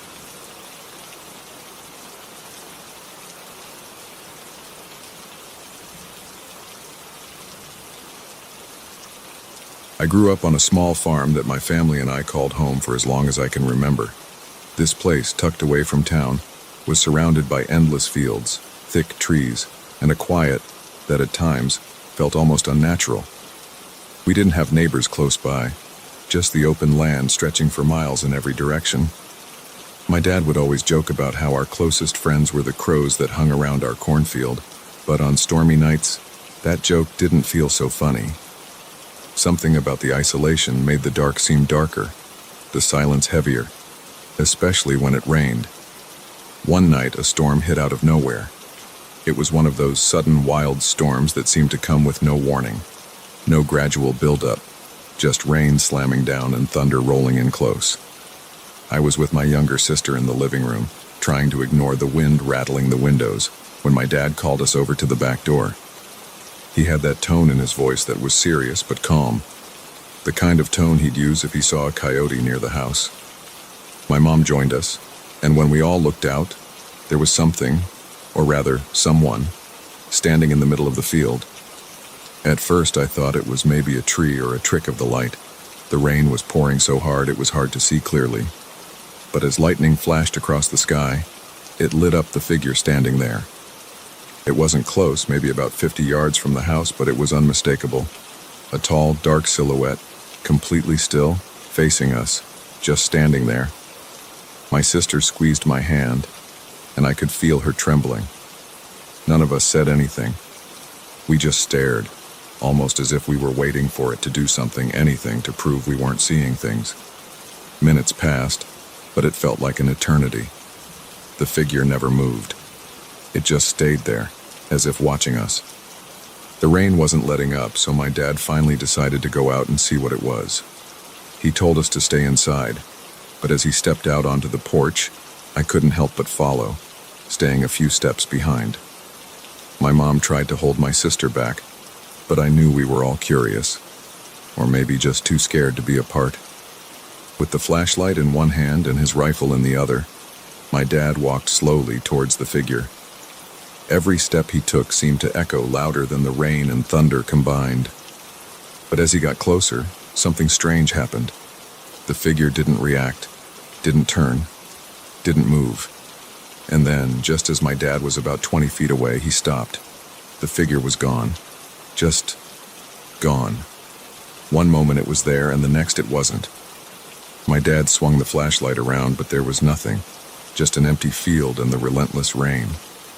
When he walked back towards us, his face was pale, his jaw clenched tight. I could tell he didn't want to scare us, but the look in his eyes told me he was just as shaken as we were. Back inside, we all tried to act like nothing had happened. My mom made some tea, my sister wrapped herself in a blanket, and we all sat in silence listening to the storm. But then, just when I thought maybe we could brush it off as some kind of optical illusion, or just our minds playing tricks on us, my dad looked out the window again. His face went white, and without a word he pointed. Right there in the exact same spot was the figure again. We all froze, staring out the window, unable to believe what we were seeing. The figure was back, standing in that same eerie stillness, completely unaffected by the rain or the thunder that seemed to shake the ground. It was like it had never left. My sister whispered, asking if it could be some kind of scarecrow, but we didn't own one. And besides, no scarecrow moves like that. Even with the storm raging around us, there was something almost unnatural about how quiet it felt in that moment, like everything was holding its breath, waiting. My dad didn't hesitate this time. He grabbed his flashlight again, along with a heavy coat, and told us he'd be right back. My mom tried to convince him to stay, but he was determined. As he stepped outside, the rain seemed to swallow him up, and all we could do was watch from the window, our eyes glued to that figure. My mom kept the door slightly open, so we could hear him yell if he needed anything. I could feel my heart pounding, every muscle in my body tense as I waited. He got closer and closer, shining his flashlight right where the figure stood, but it didn't budge. He called out, his voice strong but wary, demanding to know who was out there. There was no response, just the relentless downpour and the wind howling through the trees. My dad walked closer, almost within reach of the figure now, and for a split second I thought I saw it shift, just slightly, like it was breathing. But as he swung the light back and forth, we all saw it. There was nothing there, just empty space where the figure had been moments before. When he came back inside, dripping wet and visibly shaken. He didn't say anything at first. He just sat down at the kitchen table, staring at his hands. Finally, he told us he had found something, a set of footprints deep in the mud, leading up to the spot where the figure had stood. But here's the strangest part. The footprints just stopped. No tracks leading away, no sign of anyone or anything. They just ended, like whoever or whatever had been there had simply vanished. We all sat there in silence, trying to process what he was telling us. My mom kept glancing back at the window as if expecting the figure to reappear at any moment. My sister was pale, her hands trembling as she clutched her mug. For the rest of the night, none of us slept. Every creak of the house, every gust of wind had us on edge. The storm eventually passed, but that feeling of being watched lingered, heavy and oppressive, like a shadow that wouldn't leave. In the morning, we went out to the field together to see the footprints for ourselves. Sure enough, they were there, clear as day, leading up to that same spot, and then nothing. My dad tried to brush it off, saying maybe the rain had washed away the rest of the tracks, but we all knew that didn't explain what we'd seen. That day, as the sun rose and the fields glistened with rain, the fear started to fade. But even now, years later, every time a storm rolls in, I can't help but glance out the window, half expecting to see that dark figure standing in the field, watching.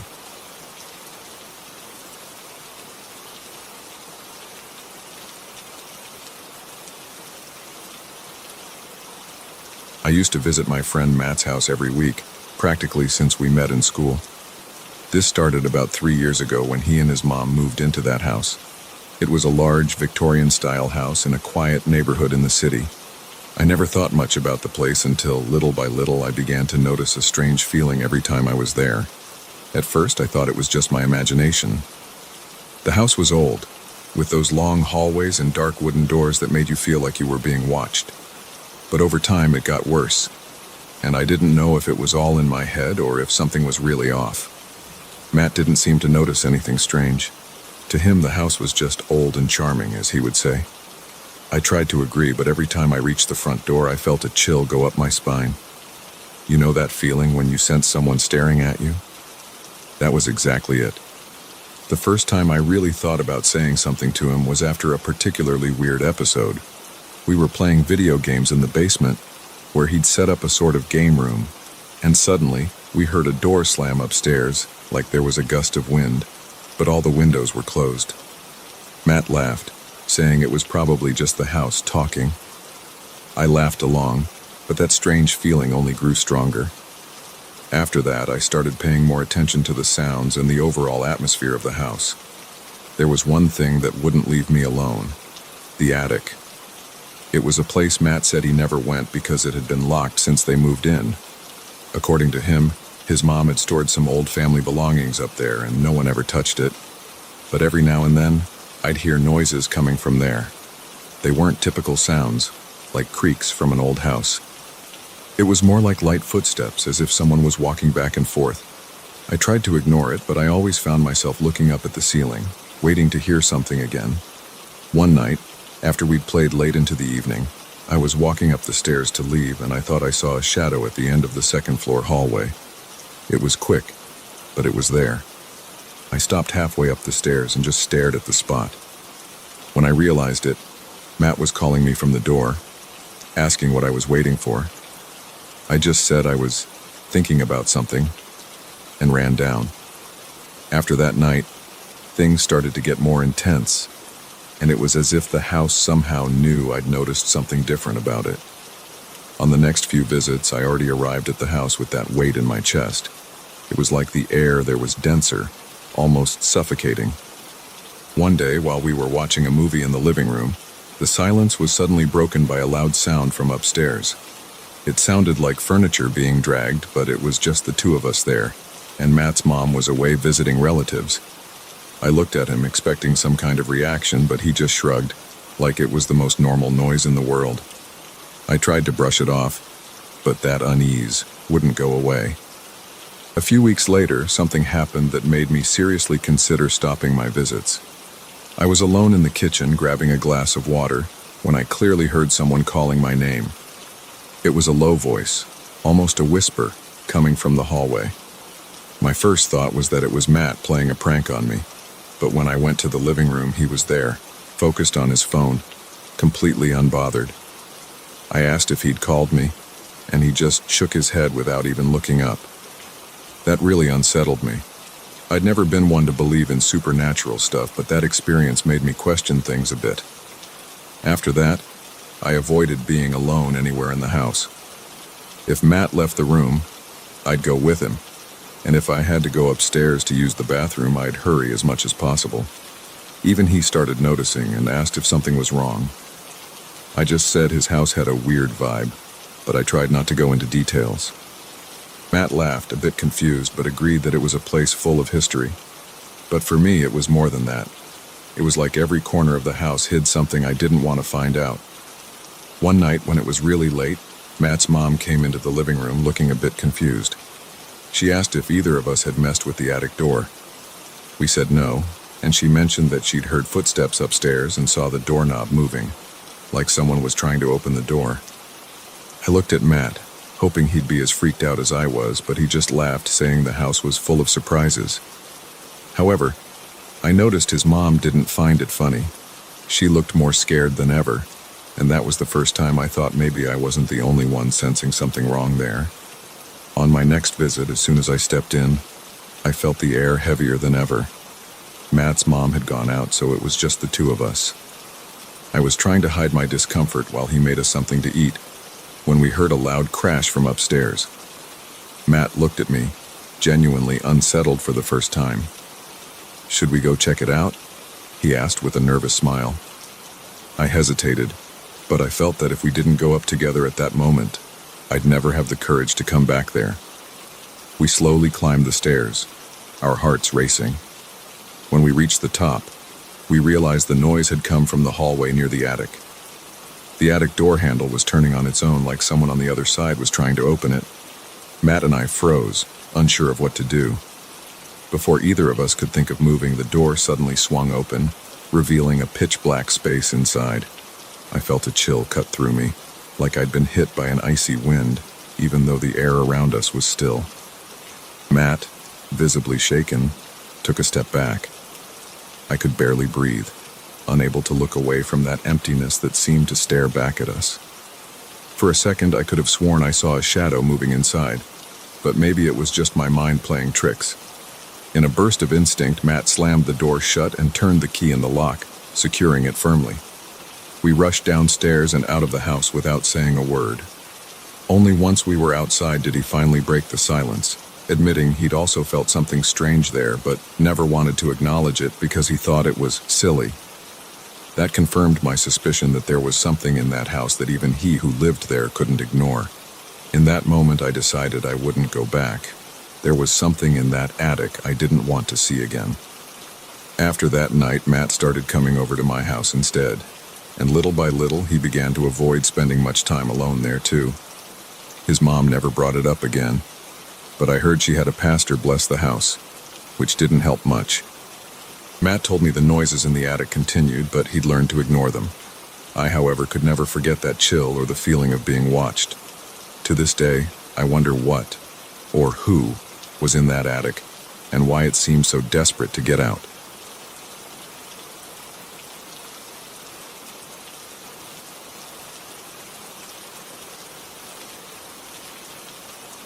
It was a late Thursday night in San Antonio. I had just wrapped up a meeting that ran longer than expected, and the parking garage was almost empty.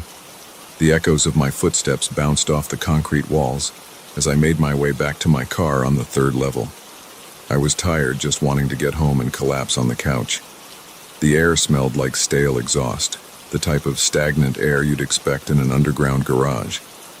As I walked, I had that sudden feeling, the kind that crawls up your neck and raises the hair on your arms. I glanced back, trying not to make it obvious.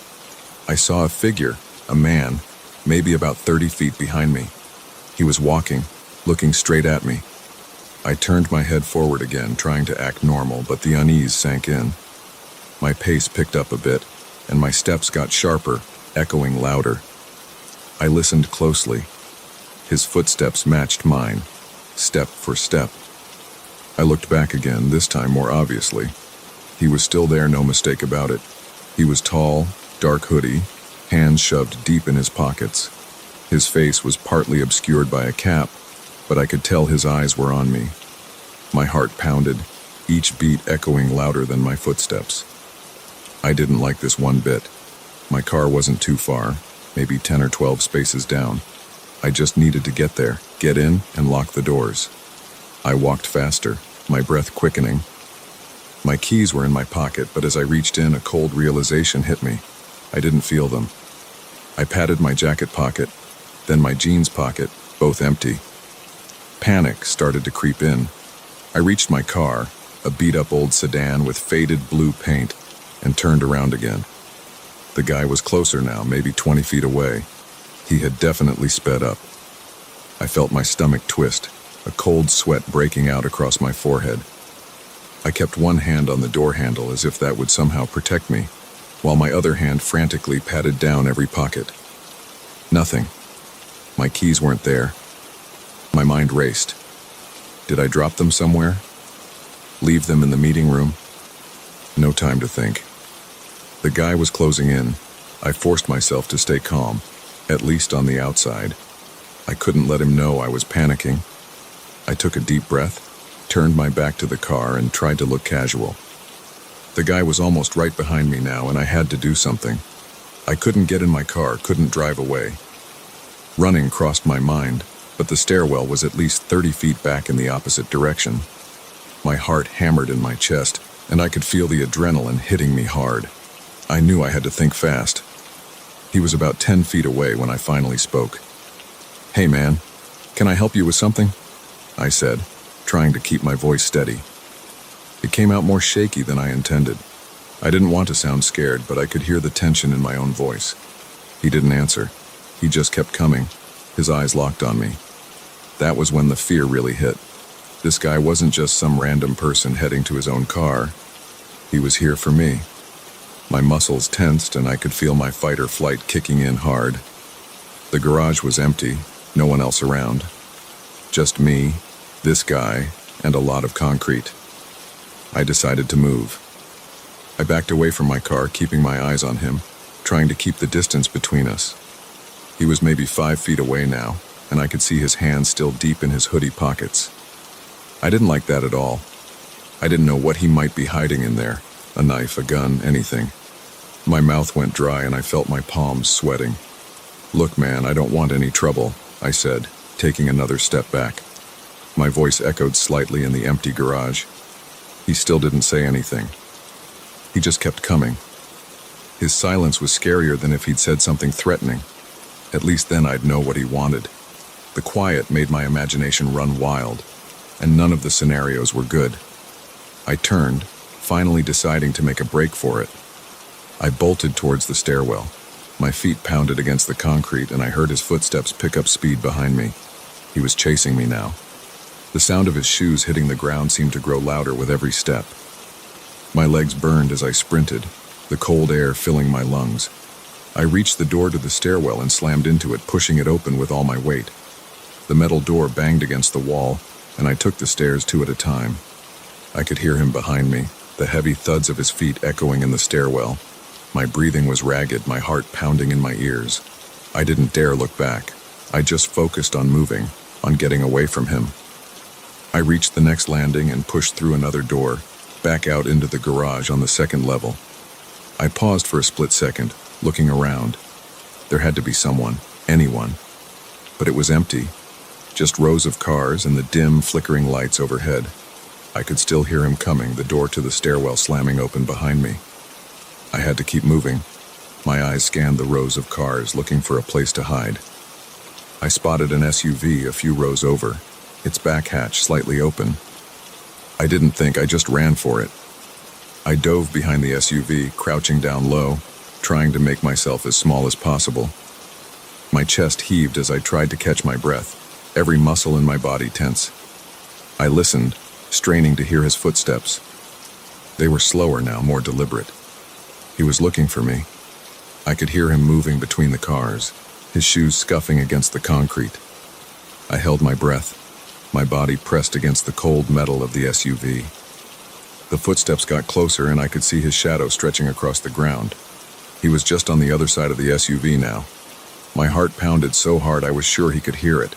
I clenched my teeth, trying to stay completely still. He paused, and I could see his feet through the gap under the car. He was standing there just a few feet away. I squeezed my eyes shut, praying he wouldn't come around the side. After what felt like an eternity, I heard his footsteps move away. I opened my eyes, just a crack, watching as his shadow moved further and further from where I was hiding. I let out a slow, shaky breath, trying to keep quiet. My entire body was trembling, the adrenaline still surging through me. I stayed there, crouched behind the SUV until I couldn't hear his footsteps anymore. I didn't know if he had given up or if he was still searching somewhere else in the garage, but I knew I couldn't stay there forever. I needed to get help. My phone. I reached into my pocket, my hand still shaking. I pulled it out, my fingers fumbling as I tried to unlock it. I managed to dial 911, pressing the phone to my ear. It rang, each second feeling like an hour. Finally, a dispatcher answered, her voice calm and professional. 911, what's your emergency? I kept my voice low, barely above a whisper. I'm in the parking garage at Commerce and Navarro. There's a guy. He's following me. I think he's trying to hurt me. The dispatcher started asking questions, her voice steady, trying to keep me calm. I answered as best as I could, giving her my location, describing the guy. She told me to stay on the line, that officers were on their way. I nodded, even though she couldn't see me, my eyes darting around the garage, watching for any sign of movement. I stayed crouched there, every muscle in my body aching from the tension. The dispatcher kept talking to me, telling me to stay calm. That help was coming. I could hear sirens in the distance, faint but getting closer. I clung to that sound, focusing on it, letting it drown out the fear that was still gripping me. It felt like forever, but finally I saw the flashing red and blue lights reflecting off the concrete walls of the garage. I stood up slowly, my legs shaky, and stepped out from behind the SUV. I waved my arm, trying to get their attention. A police car pulled up and 2 officers got out, their flashlights cutting through the dim light of the garage. One of them called out to me, "You okay, sir?" I nodded, my voice cracking as I spoke. Yeah, I think so. He's still in here somewhere." The officers nodded, one of them staying with me while the other moved further into the garage, his flashlight sweeping between the cars. I could hear them calling out, telling the guy to show himself, that they were armed. I just stood there, my body still trembling, watching as they searched. After a few minutes, the officer who had stayed with me spoke into his radio. I could hear more sirens approaching, more officers arriving. They were going to sweep the entire garage, make sure the guy was gone. The officer looked at me, his expression softening a bit. "You're lucky you got away," he said. "These places can be dangerous at night." I nodded, swallowing hard. "Yeah, I just want to go home." He nodded, motioning towards one of the patrol cars. "Let's get you out of here. We'll take your statement downtown, and then you can head home." I followed him to the car, my legs still feeling weak, my heart still racing.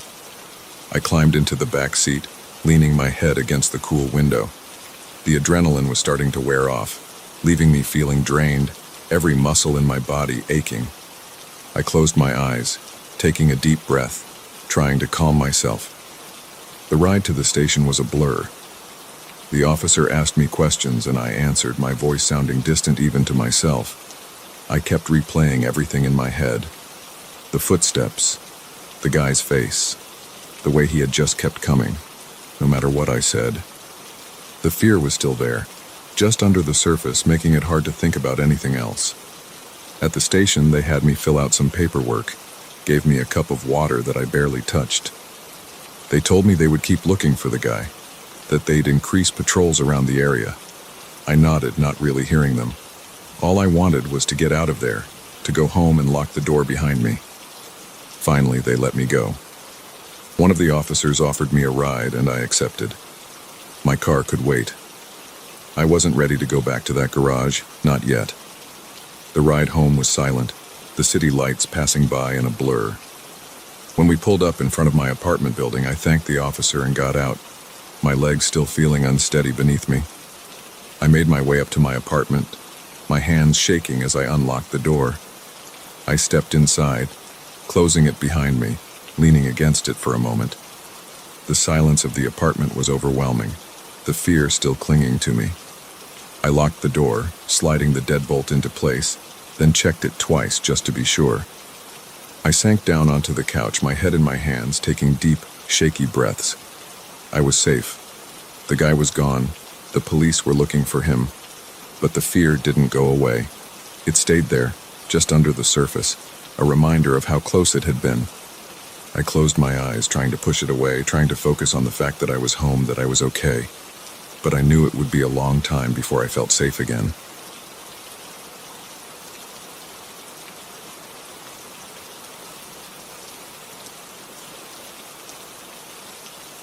It was my second week working night security at the Longview Plaza Mall.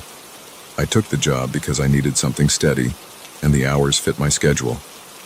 It wasn't glamorous, mostly walking the empty corridors, making sure no one was breaking in, and dealing with the occasional alarm glitch. It was a paycheck, and it kept me moving, which was better than sitting behind a desk all night. The mall at night is a different kind of quiet. It's not peaceful. It's the sort of silence that makes you more aware of everything around you. The soft hum of the air conditioning, the way the lights buzzed above me, even the sound of my own breathing seemed to echo off the polished tile floors. There's no background chatter, no sounds of shoes hitting the floor, no smell of food coming from the food court. Just the empty stores, dark displays, and the muted glow of the emergency lights that stayed on all night. It was around 2 a.m. when I first noticed it. I was doing my rounds, walking past the clothing stores, glancing into the windows, checking to make sure everything was as it should be. There were mannequins posed behind glass, dressed in clothes that would have looked out of place anywhere but a mall display. And then I saw it. A shadow move. I stopped, squinting into the store, trying to make sense of what I saw. I thought it might have been the reflection of something, maybe one of those ceiling lights flickering. But no, it was behind the mannequins. It was a quick flash, almost like someone ducking down. My heart rate picked up a bit, and I found myself holding my breath. I took a step closer to the glass, leaning in, trying to peer into the darkness. Nothing. I couldn't see anything. No movement, no sound. Just the still, lifeless mannequins staring back at me. I shook my head and let out a breath, telling myself I was just tired. I'd been working late shifts and wasn't used to the hours yet. I moved on, finishing my round and heading back to the security office. The office was a small, cramped room in the back corner of the mall, filled with monitors that showed the various security feeds. I sat down, sipped some cold coffee, and stared at the screens. The feeds were mostly still, showing the empty hallways and storefronts. I kept my eyes on the screen showing the store where I thought I saw the shadow. Nothing moved. The store was completely empty. I shook my head again and looked away, focusing on something else, trying not to think too much about it. Maybe an hour later, I was back out on my rounds. The mall still had that same unnerving quiet. I was walking by the electronics store when I heard it. A whisper. It was soft, almost like a breeze, but I knew there was no breeze inside the mall. I froze, my ears straining, trying to catch it again. Nothing. I turned in a slow circle, scanning the empty corridor. The stores were dark, the displays were still, and there wasn't anyone around. I swallowed hard, feeling my throat go dry. My hand went to the flashlight on my belt, and I flicked it on, the beam of light cutting through the darkness. "Hello?" I called out. My voice echoed back at me, louder than I expected. I waited, listening. Nothing. I shook my head, feeling a chill run down my back. I told myself it was just my imagination, that I was letting the empty mall get to me. But something felt off. I could feel my heart pounding. my palms starting to sweat. I kept moving, shining the flashlight into the dark corners, looking for anything out of place. The rest of the round was uneventful, and I eventually made my way back to the office. I sat down and watched the cameras again, my eyes scanning the screens, looking for anything, any sign of movement, any shadows, anything that didn't belong. The hours dragged by, and I found myself jumping at every small noise, a vent rattling, the sound of a light clicking off, the creak of the building settling. I was on edge, and I couldn't shake the feeling that I wasn't alone. It was almost 4 a.m. when I saw it again. This time it was on the camera feed. A shadow moving between the displays in the department store. I leaned in, my eyes narrowing, trying to make sense of it. The shadow moved quickly, darting behind a shelf, disappearing from view. My heart jumped, and I grabbed my flashlight, pushing myself up from the chair. I didn't wait. I headed out of the office, my footsteps echoing in the empty corridor as I made my way to the store. I stopped outside the entrance, the flashlight beam sweeping across the dark displays. The mannequins stood there frozen, their blank faces turned toward me. I took a deep breath and stepped inside, the sound of my footsteps muffled by the carpeted floor. I moved slowly, the flashlight cutting through the darkness, my eyes scanning every corner, every shadow. I could feel my pulse pounding in my ears, my breathing shallow. "Whoever's in here, you need to come out," I called out, my voice sounding more confident than I felt. There was no response. I kept moving, stepping deeper into the store. The light flickered over shelves of clothes, racks of shoes, displays of handbags. And then I heard it again. The whisper. It was closer this time, like it was right behind me.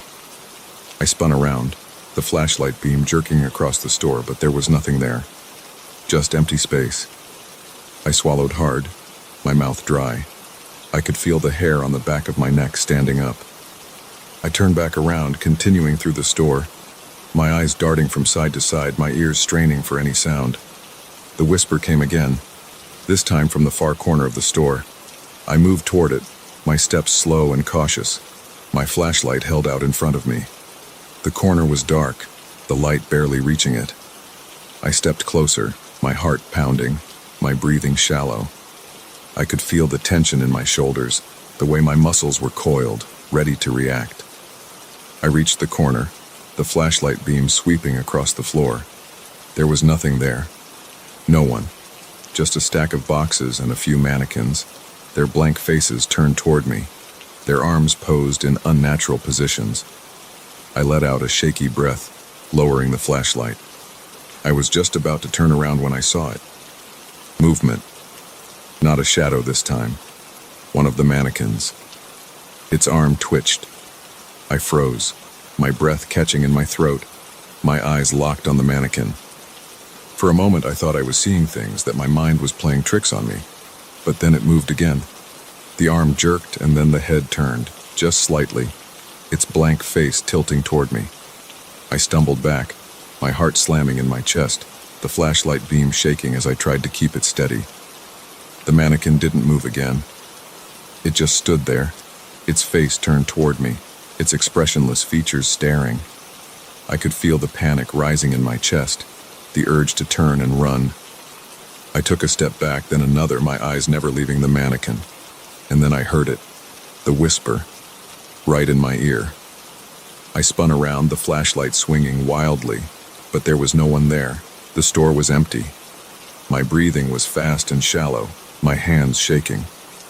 I backed out of the store, my eyes darting from side to side, every shadow seeming to move, every display looking like it was hiding something. I didn't stop until I was out in the corridor, the flashlight beam pointed at the entrance, my heart pounding in my ears. I stood there for a long moment, trying to catch my breath, trying to make sense of what I'd seen. The mannequin had moved. I knew it had. I wasn't imagining it, I wasn't losing my mind. But there was no one there. No one could have moved it. I took a deep breath, trying to calm myself, trying to think. I needed to get back to the office to check the cameras to see if they had caught anything. I turned and started walking, my steps quick, my eyes darting around, every shadow seeming to shift, every sound making me jump. I made it back to the office and slammed the door shut behind me, locking it. I sat down in front of the monitors, my hands still shaking as I switched the camera feed to the department store. The screen flickered and I watched, my eyes scanning the displays, looking for any sign of movement. The store was still. The mannequins were where they had been, their blank faces staring, their arms posed. I leaned in, my eyes narrowing, trying to see if any of them had moved. And then I saw it. One of the mannequins, the one in the corner. It was facing the wrong way. Its head was turned, its arm raised. My stomach dropped, and I felt a chill run down my spine. It had moved. I wasn't imagining it. I watched the feed, my eyes glued to the screen, waiting for something to happen. The mannequin didn't move again. The store was silent, empty. I shook my head, trying to make sense of it, trying to figure out what I was dealing with. I didn't believe in ghosts or spirits or anything like that, but there was no other explanation. Something was in that mall, something I couldn't see. The rest of the night was a blur. I stayed in the office, my eyes on the monitors, watching the stores, the corridors, every corner of the mall. I didn't go back out. I couldn't. I was too shaken, too scared of what I might find. The whispers continued, soft, barely audible, like they were just out of reach. I tried to ignore them, tried to focus on the screens, but it was impossible. The whispers were everywhere, echoing through the empty mall, coming from every direction. When the morning finally came and the lights flickered on, I let out a breath I didn't realize I'd been holding.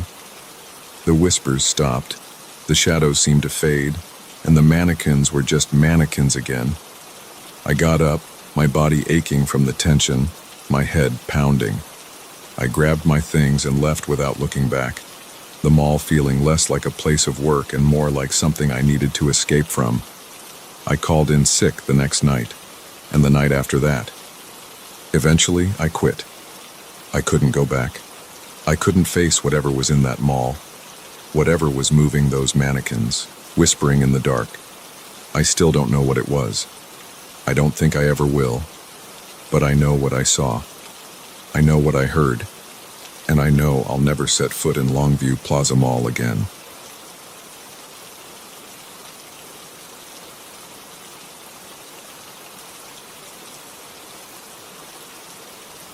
It was supposed to be a quick job, a simple afternoon unloading some old furniture into a storage unit on the outskirts of Spokane, Washington. The day had started off like any other, with clear skies and a chill in the air that made you wish you'd brought an extra layer.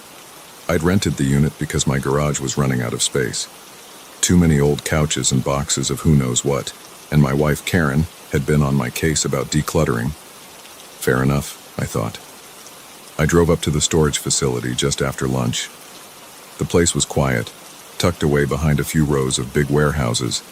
It had a single building that looked like an office, and then rows of storage units that stretched in every direction. Each unit had those steel roll-up doors with a padlock clasp.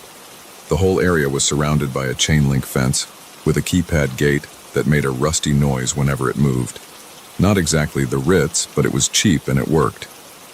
The unit I rented was somewhere in the middle of a long row, number 214. I parked my truck in front, unlocked the roll-up door, and started moving boxes out of the truck bed. The door made a squeal when it opened, the kind of sound that could set your teeth on edge. I took a deep breath and told myself it was just a quick trip. Get in, unload, lock up, leave. Easy. I was about halfway through unloading, stacking some old dining chairs against the wall, when I heard a loud clang. The kind of clang that stops you dead in your tracks. Before I could even react, the door slammed shut behind me. I whipped around and lunged for the handle, but it was too late. The door clicked, locked from the outside. I pressed my palms against the cold steel, pushing, pulling, but it didn't budge. My heart gave a quick jump and I swallowed down a rising panic. I reached into my pocket for my phone, but then I remembered. I'd left it on the seat of the truck, charging. Stupid. Stupid. I cursed under my breath, then banged my fist against the door a few times. Hey, anyone out there? My voice echoed in the small space, and I listened, waiting for a response. Nothing.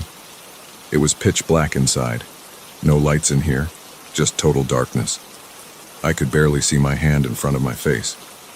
I turned around, trying to orient myself when I heard it. A faint tapping. The sound was coming from somewhere deeper in the storage facility. My breath caught in my throat. It wasn't like a random echo or a rat scuttling around. No, it was deliberate, slow, rhythmic tapping. Tap, tap, tap. I stayed still, ears straining to catch every noise. Maybe it was just someone working in another unit, I thought. But the sound didn't stop. It grew louder, more defined. Tap, tap, tap. Each one echoed against the steel walls, sending a cold shiver down my spine.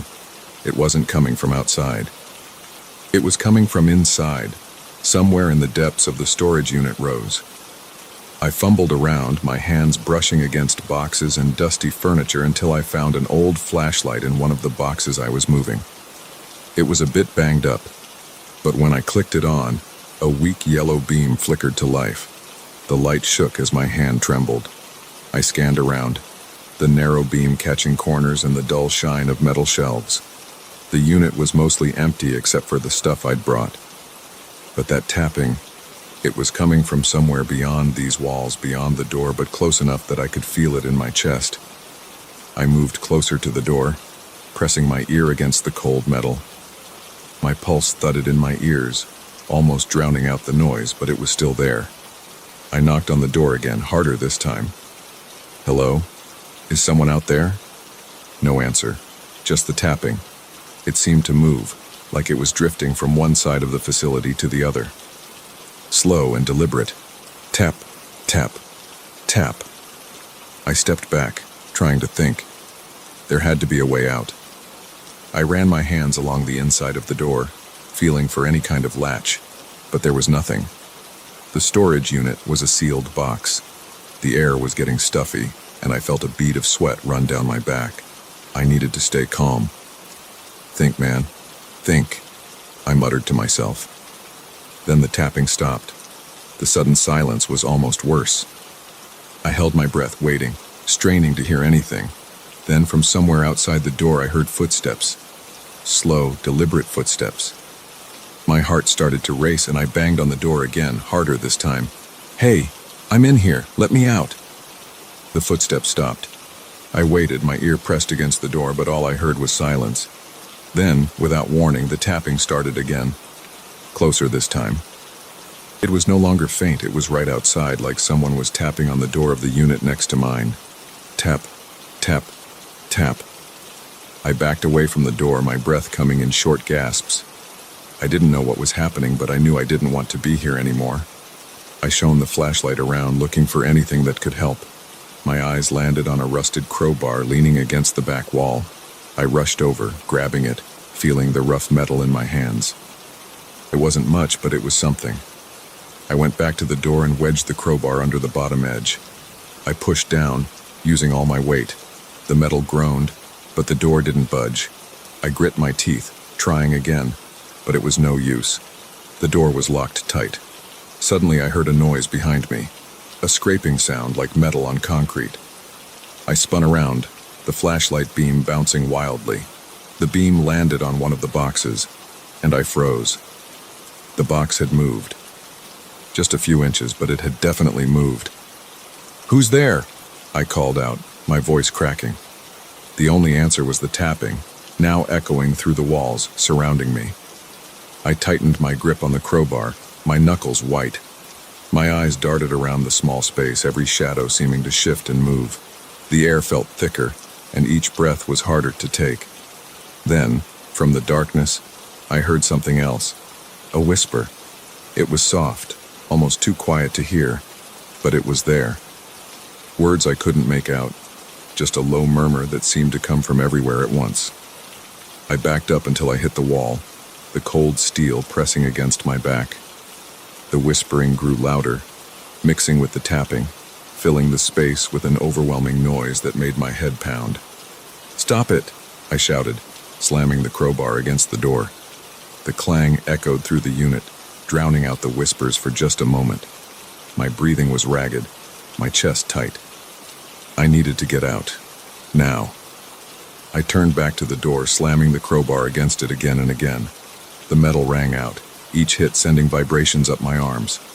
The tapping outside grew louder, more insistent, like whoever, or whatever, was out there was getting impatient.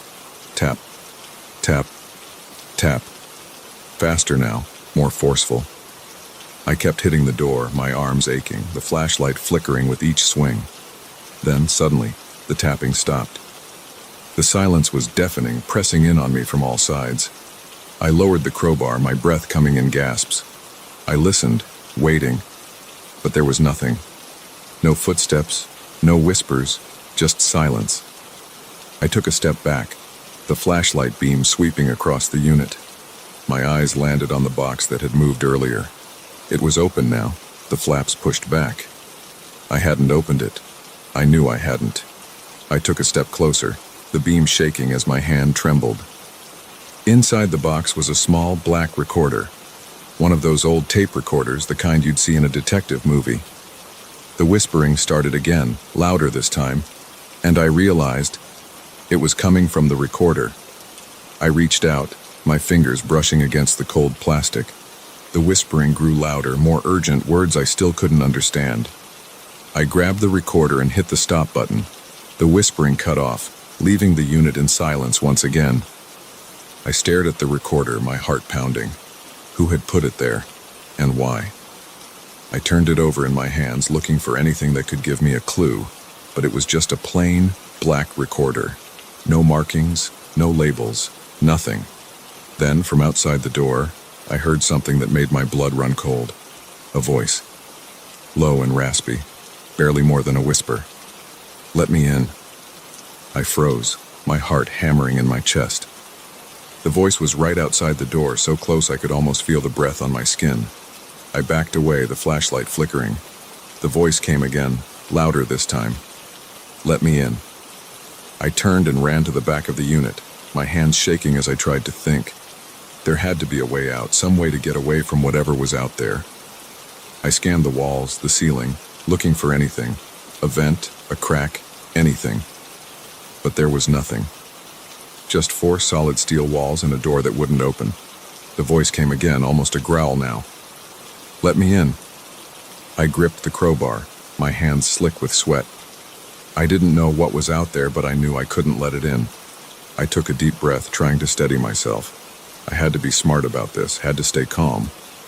Then, without warning, the door rattled, the metal clanging as something slammed against it from the outside. I jumped, the flashlight slipping from my hand and clattering to the floor. The light flickered, then went out, plunging the unit into darkness. I dropped to my knees, my hand scrambling across the concrete floor until I found the flashlight. I clicked it back on, the weak beam barely cutting through the darkness. The door rattled again, harder this time, the metal groaning under the force. Whatever was out there, it was trying to get in, and it was getting closer. I backed up, my eyes darting around the unit. My foot hit something and I turned, the flashlight beam landing on an old wooden wardrobe I'd moved in earlier. It was tall, the kind of thing you'd find in a grandparent's attic with heavy doors that creaked when they opened. I grabbed the handle, pulling the door open and climbing inside. It was cramped, the air thick with the smell of old wood and dust. I pulled the door closed, leaving just a crack to see through. The door to the unit rattled again, then stopped. Silence. I held my breath, my eyes fixed on the crack in the wardrobe door, watching the steel door of the unit. Then, slowly, the handle turned. My heart skipped a beat. The door creaked open, just an inch, then another. My hands tightened around the crowbar, my knuckles white. A figure stepped into the unit. Tall, hunched, its face hidden in shadow. It moved slowly, each step deliberate, the floor creaking under its weight. I watched, barely daring to breathe, as it moved closer, its head turning from side to side as if searching for something. The flashlight, still on the ground, cast long shadows across the walls, making the figure seem even taller, more twisted. It stopped, its head tilting to the side, listening. The silence was thick, pressing in on me, every creak of the wardrobe sounding like a thunderclap in the stillness. The figure took another step, then another, moving closer to the wardrobe. I held my breath, my heart pounding in my ears, each beat echoing through my skull. It reached out, its hand brushing against the side of the wardrobe, fingers trailing across the wood. I closed my eyes, praying it wouldn't open the door, wouldn't find me. The fingers stopped, resting against the handle. My breath caught in my throat. Then slowly the hand moved away, the figure turning and walking back toward the door. I opened my eyes, watching as it stepped out of the unit, the door closing behind it with a soft click. I stayed where I was, my body trembling, every muscle tense. I didn't move, didn't breathe, until I was sure it was gone. Then, slowly, I pushed the wardrobe door open, peering out into the dim light of the flashlight. The unit was empty. The door was closed, the only sound my own ragged breathing. I stepped out of the wardrobe, my legs shaky, my hands still gripping the crowbar. I moved to the door, pressing my ear against the cold metal, listening. Nothing. No footsteps, no tapping, just silence. I took a deep breath, trying to steady myself. I had to get out of here, had to find a way to open the door. I went back to the flashlight, picking it up and shining it around the unit. My eyes landed on the recorder still sitting in the box. I picked it up, turning it over in my hands. Whatever was happening here, it had something to do with this. I hit the play button, the whispering starting up again, louder this time. I held the recorder up to my ear, trying to make out the words. They were still faint, still just out of reach. But there was something else. A noise in the background, almost like a voice. I turned the volume up, straining to hear. The whispering grew louder, more insistent, and then I heard it. A voice, low and raspy, repeating the same words over and over. "Let me in." I dropped the recorder, the plastic clattering against the concrete floor. The whispering cut off, leaving the unit in silence once again. I backed away, my heart pounding, my eyes fixed on the recorder. I didn't know what was happening, didn't know who or what was out there, but I knew I had to get out. Now. I turned back to the door, the crowbar in my hands. I wedged it under the bottom edge again, pushing down with all my weight. The metal groaned, the door creaking, but it didn't open. I grit my teeth, pushing harder, my muscles straining. The door shifted just an inch, then another. I pushed again, the door finally giving way, the lock snapping with a loud clang. I stumbled out into the open air, the cold breeze hitting me like a shock. I took a deep breath, the fresh air filling my lungs, and turned back to the unit. The door hung open, the darkness inside seeming to watch me, waiting. I didn't wait to see if anything else would happen. I turned and ran, my feet pounding against the concrete as I made my way back to the truck. I jumped in, slamming the door shut and locking it. I took a deep breath, my hands shaking as I started the engine. I didn't look back as I pulled out of the storage facility, the tires squealing against the pavement. I just kept driving, putting as much distance between me and that place as I could. I don't know what I saw in that unit, don't know who or what was out there. But I do know one thing, I'm never going back.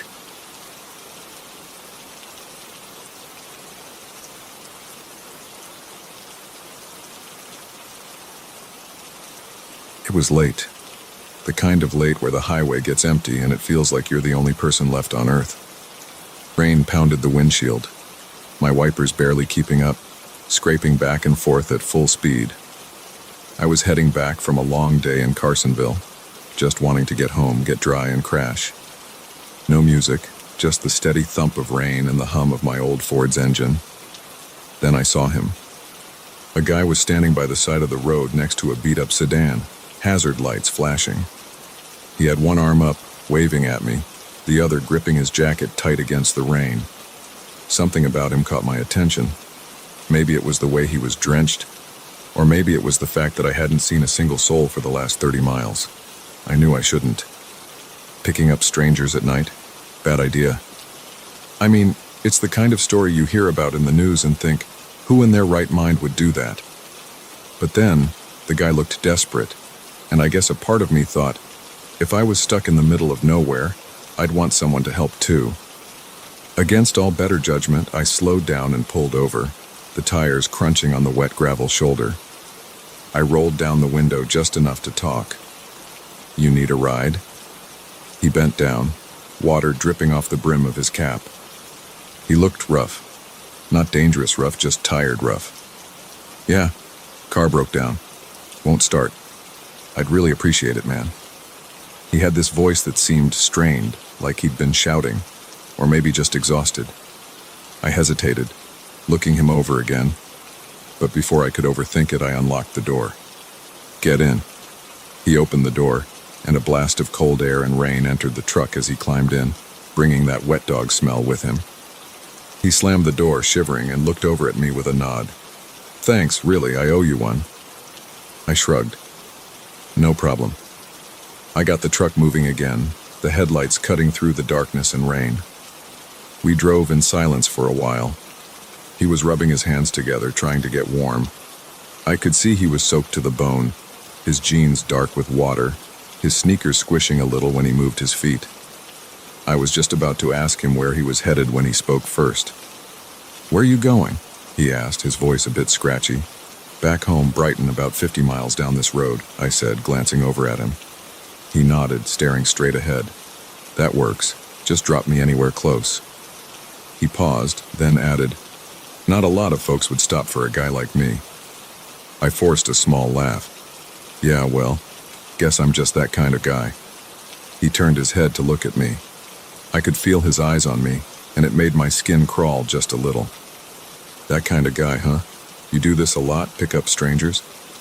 I shook my head. "Nah, not really. Just didn't want to leave anyone out here in the rain." He smiled, but it wasn't a friendly kind of smile. More like he knew something I didn't. "Yeah, a lot of crazy people out there," he said, his voice low. "You never know who you might pick up." I swallowed, my hands tightening a bit on the steering wheel. Something about the way he said it, the way his eyes stayed on me for just a beat too long, made my gut twist. I forced myself to focus on the road, ignoring the uneasy feeling crawling up my spine. "So, where were you headed before your car broke down?" I asked, trying to change the subject. "Nowhere special," he said. "Just driving." I frowned. "Driving? In the middle of nowhere?" He shrugged, his wet jacket making a soft rustling noise. "Sometimes you just gotta drive, you know? Get away from things."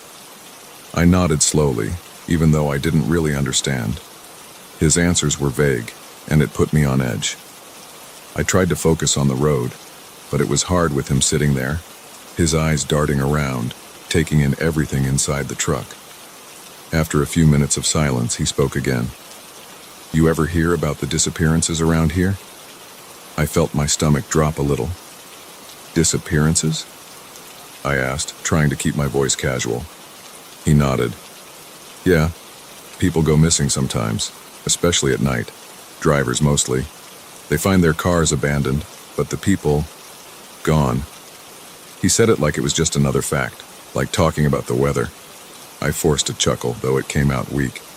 Sounds like an urban legend. He didn't laugh. Instead, he turned to me, his eyes catching the faint glow from the dashboard. "Maybe. But legends start somewhere, right? Maybe someone picked up the wrong person." A chill ran down my spine. I swallowed hard, my throat dry.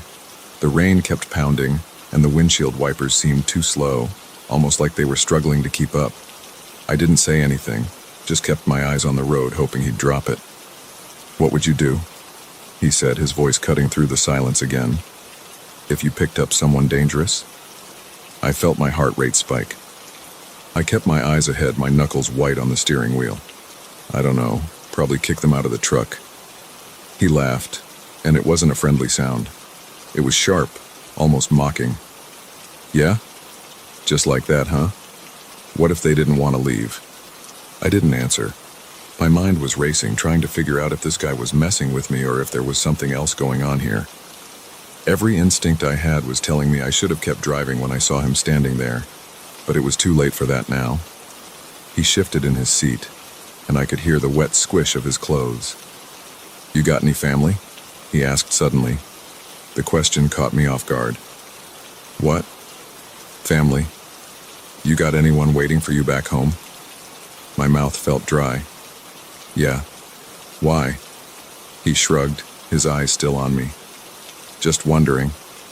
Must be nice having someone waiting for you. I didn't like where this was going. Look, man, I'm just giving you a ride. No need to make it weird. He smiled again, that same strange smile, and turned to look out the window. Yeah, you're right. No need to make it weird. The rest of the drive was quiet, but not in a good way. It was the kind of silence that made my skin crawl, made every little sound feel too loud. The rain, the wipers, his breathing. I kept glancing at the clock, counting the miles left until I could drop this guy off and be done with it. Finally, I saw the lights of a small gas station up ahead. Relief washed over me. I'll drop you here, I said, my voice tight. He looked over at the gas station, then back at me. For a moment, I thought he was going to argue, but then he nodded slowly. Yeah, that works. I pulled into the lot, the tires crunching on the wet gravel. I put the truck in park and looked over at him, waiting for him to get out. He didn't move right away. Instead, he looked at me, his eyes dark, unreadable. Thanks for the ride, he said, his voice low. You're a good guy. Not many like you left. I forced a smile. Yeah, sure. Take care. He opened the door, the rain immediately soaking him again as he stepped out. He leaned back in for a moment, his eyes locking onto mine. Watch yourself out here, he said. You never know who you might run into. And then he shut the door, disappearing into the rain without another word. I watched him walk towards the gas station, my heart pounding, my hands still gripping the wheel tight. Something about the way he moved, the way he looked back at me just before going inside, made my stomach twist. I didn't waste any time. As soon as he was out, I shifted into drive and pulled back onto the road, my eyes flicking to the rearview mirror. He was gone, swallowed up by the rain and darkness. I drove faster than I should have, my mind racing. The guy hadn't done anything, not really, but something about him had gotten under my skin, made me feel like I'd just dodged a bullet. The rain started to let up after a while, and the road seemed less endless. The lights of Brighton came into view, and I let out a breath I hadn't realized I'd been holding. I was almost home, almost safe. I pulled into my driveway, the familiar sight of my small house finally making my shoulders relax. I killed the engine, sitting there for a moment, letting the silence wash over me. The rain had stopped completely, and everything felt still, almost peaceful. But then I noticed something. The hairs on the back of my neck stood up, that uneasy feeling creeping back in. There, on the passenger seat, was a wet spot. It wasn't just damp from the guy's clothes, it was a puddle, like he'd been leaking water the entire time. And next to it, barely visible in the dim light from the street lamp, was a small, dark object. I reached over, my hand trembling, and picked it up. It was a key. Not a car key or a house key. It was old, rusted, with strange markings carved into the metal. I turned it over in my hand, my heart pounding again. Suddenly, the quiet of the night didn't feel so peaceful anymore. I got out of the truck, locking it behind me, my eyes scanning the shadows around my yard. Everything looked normal, but I couldn't shake the feeling that something was wrong. I hurried inside, locking the door, double-checking it before I finally let myself relax. I tossed the key onto the kitchen counter, staring at it for a moment before turning away. I just needed sleep. Everything would make more sense in the morning. But that night, I couldn't sleep. Every time I closed my eyes, I saw his face, that strange smile, the way he'd asked about my family. I kept thinking about the key, the puddle, the way he'd looked back at me just before disappearing into the gas station. It felt like there was something I was missing, some piece of the puzzle that didn't fit. Around 3 a.m., I gave up on sleep. I got out of bed, heading to the kitchen to get a glass of water. The house was dark, the only light coming from the street lamp outside, casting long shadows across the walls. I stopped when I saw the counter. The key was gone. I stared at the spot where I'd left it, my heart pounding in my ears. I turned on the lights, my eyes scanning the counter, the floor, everywhere. It was just gone. My hands started to shake, that feeling of unease growing stronger, turning into full-blown fear. I checked the doors, the windows, every lock in the house. Everything was secure, but it didn't make me feel any better. I could feel it, that sense that I wasn't alone, that someone or something was watching me. I grabbed my phone, my fingers trembling as I dialed the number for the local police. I didn't even know what I was going to say, that I picked up a weird guy and now I was spooked. But before it could connect, I heard something. A creak from the living room. I froze, my breath catching in my throat. It was quiet, just the sound of the house settling, I tried to tell myself. But then it came again, louder this time. Slow, deliberate, like someone was trying not to be heard. My heart was pounding, my mouth dry. I took a step back, my eyes locked on the dark hallway that led to the living room. I couldn't see anything, but I could feel it. Someone was there. Suddenly the lights flickered, then went out, plunging the house into darkness. I let out a shaky breath, my hands fumbling for the flashlight app on my phone. I turned it on, the beam cutting through the darkness, casting long, dancing shadows on the walls. I stepped forward, each creak of the floorboards echoing in the silence. The living room was empty, but the front door was open, just a crack.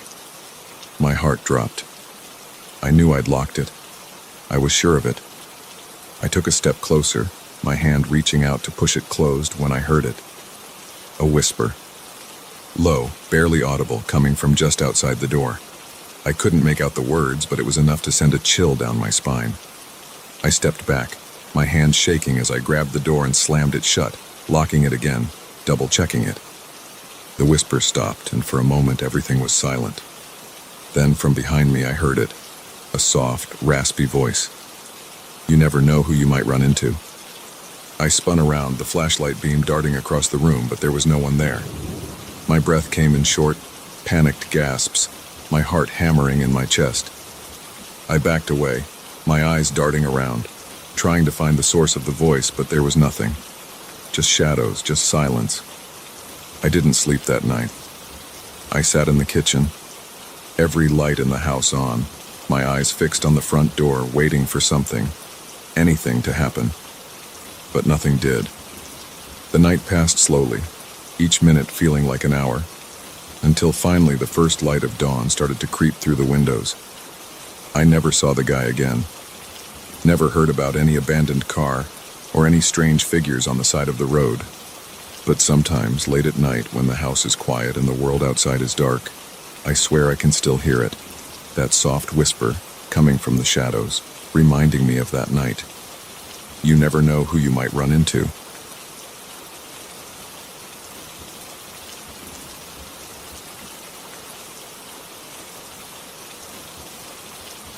It was a late Tuesday night in Vancouver. I had just wrapped up a double shift, my eyes dry, muscles aching, and my brain operating on fumes. I trudged into the building, barely noticing the broken light flickering above the entrance. All I could think of was my bed, warm, soft, and waiting. The lobby was empty. The hum of the fluorescent lights echoed faintly, mixed with the distant sound of traffic outside. I pressed the button for the elevator, rubbed my temples, and leaned against the wall as I waited. The elevator arrived with a dull chime. I stepped inside, tapping the button for the 5th floor. My eyes were nearly shut when the doors began to close. Just as they met, the power flickered. The lights above dimmed, blinked, and then came back on, but not as bright as before. I sighed, leaning my head back against the cold metal wall. A tired breath escaped me. That's when I realized I wasn't alone. There was someone else in the elevator in the corner where the light barely reached. I hadn't noticed them when I got in, which made my stomach tighten. I could hear them breathing, slow and steady, almost as if they were trying to blend into the shadows. I shifted my weight, trying not to let my nerves show, my eyes squinting to make out the figure. A tall shape, standing perfectly still, maybe facing me. It was hard to tell. I cleared my throat, a reflex more than anything else. "Hey," I muttered, trying to sound casual, though my voice cracked a bit. No response. The elevator started moving, the slight jolt making my stomach drop, but not as much as the silence from the stranger. I glanced at the control panel, hoping for something to distract me, the numbers lighting up one by one, but my eyes kept flicking back to the figure in the corner. Who gets in an elevator and stands in the corner without saying anything? My fingers tapped against my thigh. I looked again, trying to see more. They were wearing something dark, maybe a hoodie. Their face was hidden, either looking down or covered by the shadow. I swallowed, feeling my pulse quicken. The breathing was too controlled, too deliberate, almost as if they were trying to be unnoticed. The elevator shuddered as it passed the 3rd floor, and suddenly the lights flickered again. This time they didn't come back fully. They dimmed to a weak yellow, casting long shadows along the walls. My heart started pounding in my chest, each beat echoing in my ears. I could feel the sweat on my palms as I clenched my hands into fists, trying to keep calm. I wasn't about to let paranoia get the better of me. Maybe it was just some neighbor. A weird one, sure, but just a neighbor. The elevator slowed, approaching the 4th floor. I kept my eyes on the door, willing it to open. There was something wrong about the whole thing. The way the person stood there, their silence, the heavy air in the small space. I could feel my throat tightening, my breaths getting shorter. When the door finally opened on the 4th floor, I almost stepped out just to get away. But it was dark, and I had no business on that floor. I stayed put, watching as the doors slowly closed again, the soft hum of the motor filling the silence. The moment the doors shut, I felt it. Movement. Not mine, theirs. A shuffle, the sound of fabric brushing against metal. My eyes darted to the corner, and I swear they had moved an inch closer. My mouth went dry. I tried to speak again, but my voice caught in my throat. I forced a cough, the sound too loud, bouncing off the metal walls. "You all right, man?" I asked, trying to keep my voice steady. Nothing.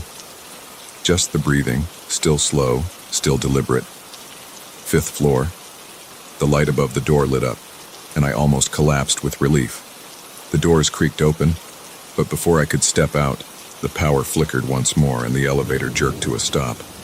The lights went out completely, plunging us into darkness. My heart skipped a beat, then started hammering faster. I couldn't see anything, not even my own hands in front of my face. But I could hear it, that breathing. Closer now. Too close. I took a step back, pressing myself against the wall, my mind racing. I reached out, my hands fumbling for the control panel. I found the door open button and pressed it, but nothing happened. I jabbed it again, harder this time. Still nothing.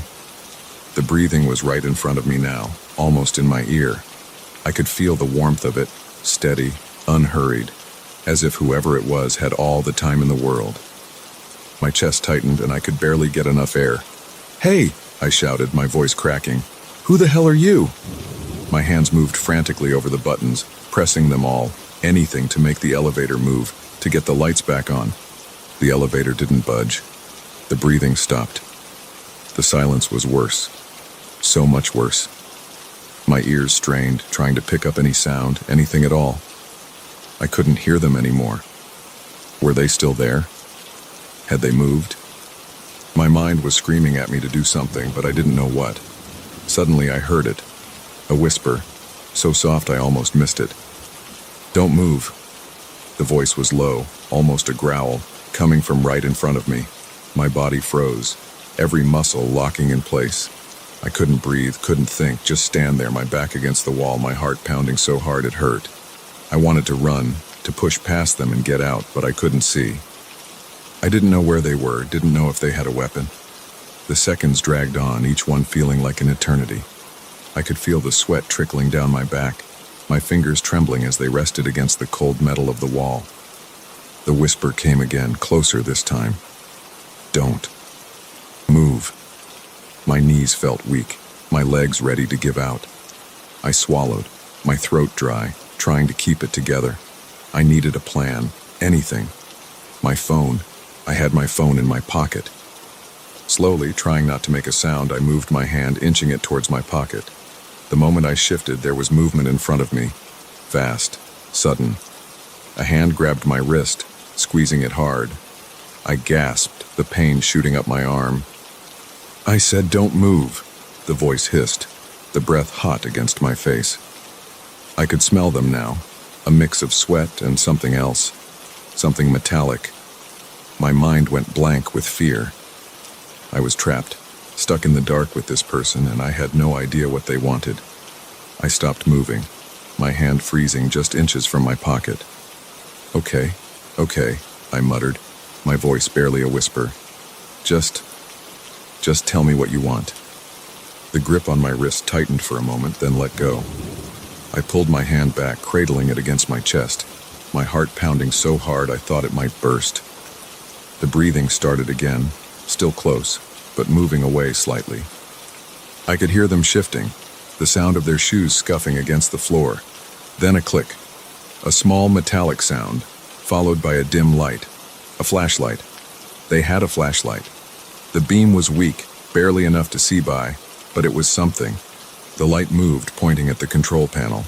I could see their hand now, long fingers, dirty nails, pressing one of the buttons, the emergency stop button. My eyes widened as I realized what they had done. They had stopped the elevator on purpose. We were stuck because of them. "Why are you doing this?" I asked, my voice shaking. The light moved, shining directly in my face, blinding me. I squinted, turning my head away. "Shut up," the voice said, calm, almost bored. I could hear them moving again, the light shifting, pointing down at the floor. I blinked, trying to see past the spots in my vision. I needed to see their face, needed to know who I was dealing with. But they kept the light low, only enough to keep me guessing. My mind raced, trying to think of a way out. I could try to fight them, but I didn't know if they had a weapon. I could barely see them, and they were too close. The elevator was too small, nowhere to run, nowhere to hide. My chest felt tight, my breathing shallow. I needed to stay calm, needed to think. "Look," I said, trying to keep my voice steady. "I don't have any money, all right? Just let me go and I won't say anything. I swear." The light flickered, and for a brief second I saw their face. Pale, unshaven, eyes wide and bloodshot. They were smiling, but it wasn't friendly. It was the kind of smile that made my skin crawl, made my stomach turn. "Who said I want your money?" they whispered, their voice barely audible over the hum of the elevator. The smile faded, and they leaned closer, the light flickering again before going out completely. "I just need you to listen." I swallowed hard, my mouth dry. "Listen to what?" I asked, my voice cracking. There was a pause, the darkness pressing in on me, the air thick and suffocating. "To me," they said, their voice soft, almost gentle. "No one ever listens." I could feel them moving, could hear the rustle of their clothes, the faint creak of the elevator. They all think they know. They think they understand, but they don't. Not until it's too late. I had no idea what they were talking about, but I nodded anyway, my head bobbing up and down quickly. "Okay," I said, my voice trembling. "I'm listening. Just take it easy, all right?" The silence stretched on, the only sound my own ragged breathing. I could feel my legs shaking, the exhaustion from earlier mixing with the fear, making it hard to stay on my feet. I just wanted this to be over, wanted to be out of there, away from them. Suddenly there was a loud thud, the elevator jerking slightly. My heart skipped a beat, my body tensing. The lights flickered back on, weak but steady. I blinked, my eyes adjusting to the sudden brightness. The person was still there, standing just a few feet away, their head tilted to the side, watching me. Their eyes were wide, unblinking, their lips curled into that same unsettling smile. I felt my stomach churn, my hands trembling at my sides. They reached out, pressing the emergency button again, and the elevator shuddered, the doors creaking open. My eyes darted to the opening, my heart leaping into my throat. The hallway. My hallway. I could see the faded wallpaper, the dim light at the end. Freedom. I took a step forward, but they moved, blocking my path. Their smile faded, their eyes narrowing. "Remember," they said, their voice low, a hint of anger in their tone. "You said you'd listen." I swallowed, my throat tight. "I did," I whispered, my voice barely audible. I listened. Their eyes bored into mine, and for a moment, I thought they were going to say something else, thought they were going to stop me. But then they stepped back, their face expressionless. I didn't wait. I moved past them, stepping out of the elevator, my heart pounding in my ears. The doors started to close behind me, and I glanced back just for a second. They were still there, standing in the middle of the elevator, watching me. The smile was gone, replaced by something else, something I couldn't quite place. The doors closed, and I heard the elevator start to move again, the soft hum fading as it ascended. I stood there, staring at the closed doors, my hands trembling, my body shaking from head to toe. I didn't know what had just happened, didn't understand any of it. But I was out. I was safe. I turned, walking down the hallway, my legs feeling like they might give out at any moment. I reached my door, fumbling with the keys, my hand shaking so badly it took me 3 tries to get the key in the lock. I pushed the door open, stepping inside, the familiar smell of my apartment washing over me. I closed the door, locking it, my back pressing against the wood as I slid down to the floor, my body finally giving out. I sat there, my head resting against the door, my eyes closed. The adrenaline was wearing off, leaving me feeling drained, empty. I could still hear their voice in my head, still see their face, that smile. I didn't know who they were, didn't know what they wanted, but I knew one thing. I wasn't taking that elevator again, not ever.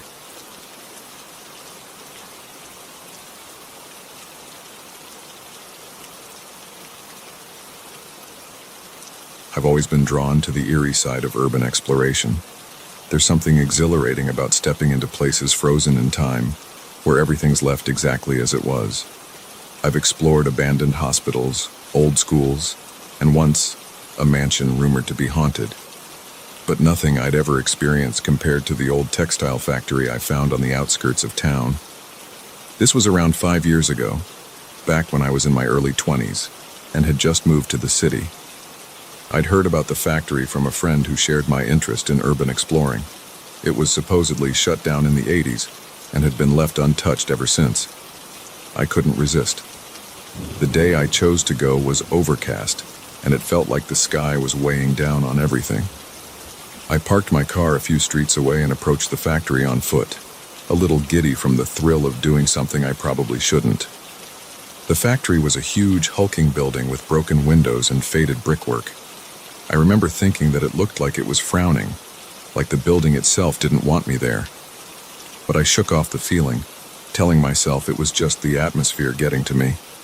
As soon as I slipped through a broken side entrance, I felt that familiar chill. Inside, the air was stale, filled with a damp, musty smell. There was an unnatural quiet, not the kind of quiet you get in a peaceful place, but the kind that feels aware. I brushed it off, telling myself that I was just excited. The place was perfect for exploration.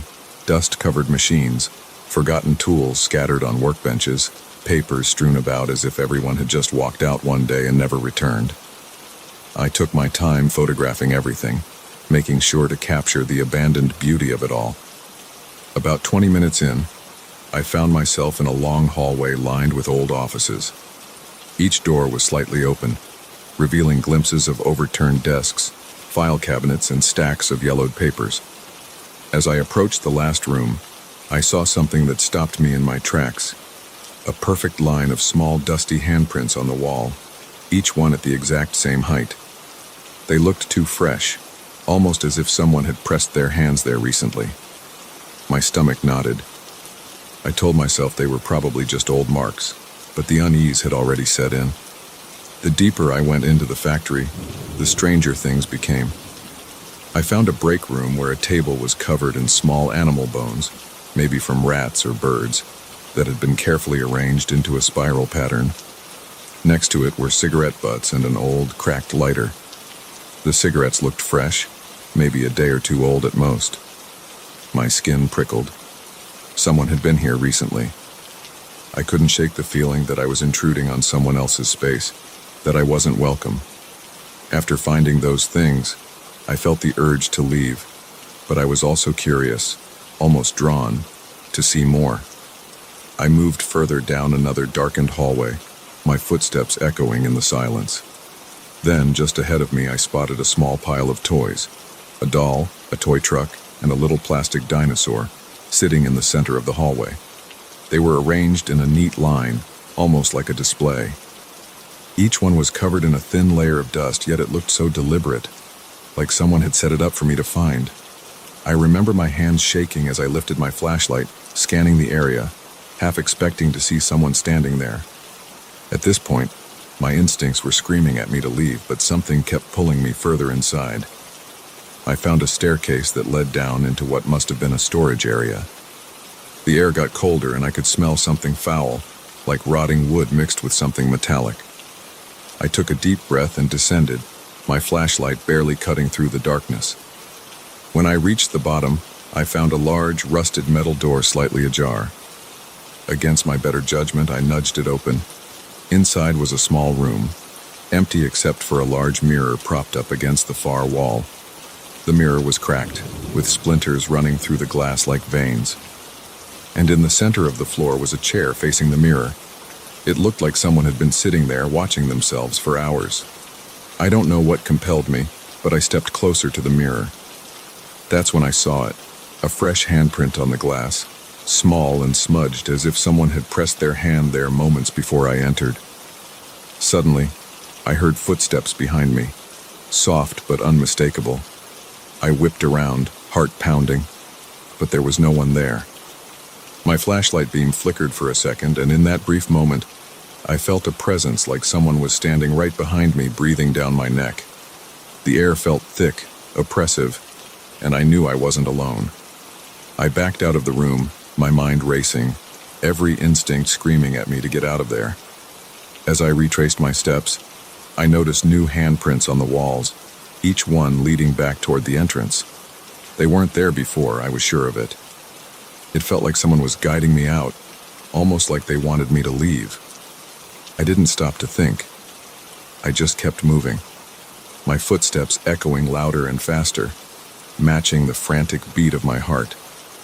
When I finally burst through the broken door and into the open air, I felt like I could breathe again. I didn't look back as I walked to my car, but I could feel eyes on me, watching from the shadows of that factory. I drove home in silence, trying to process what had just happened. Part of me wanted to believe it was just my mind playing tricks, but I knew what I saw. I hadn't been alone in there, and whoever, or whatever, was inside wanted me gone. To this day, I can still see those handprints in my mind, clear as ever, like an imprint burned into my memory. I haven't been back, and I don't plan on it. Some places are abandoned for a reason, and whatever's in that factory, it's best left alone.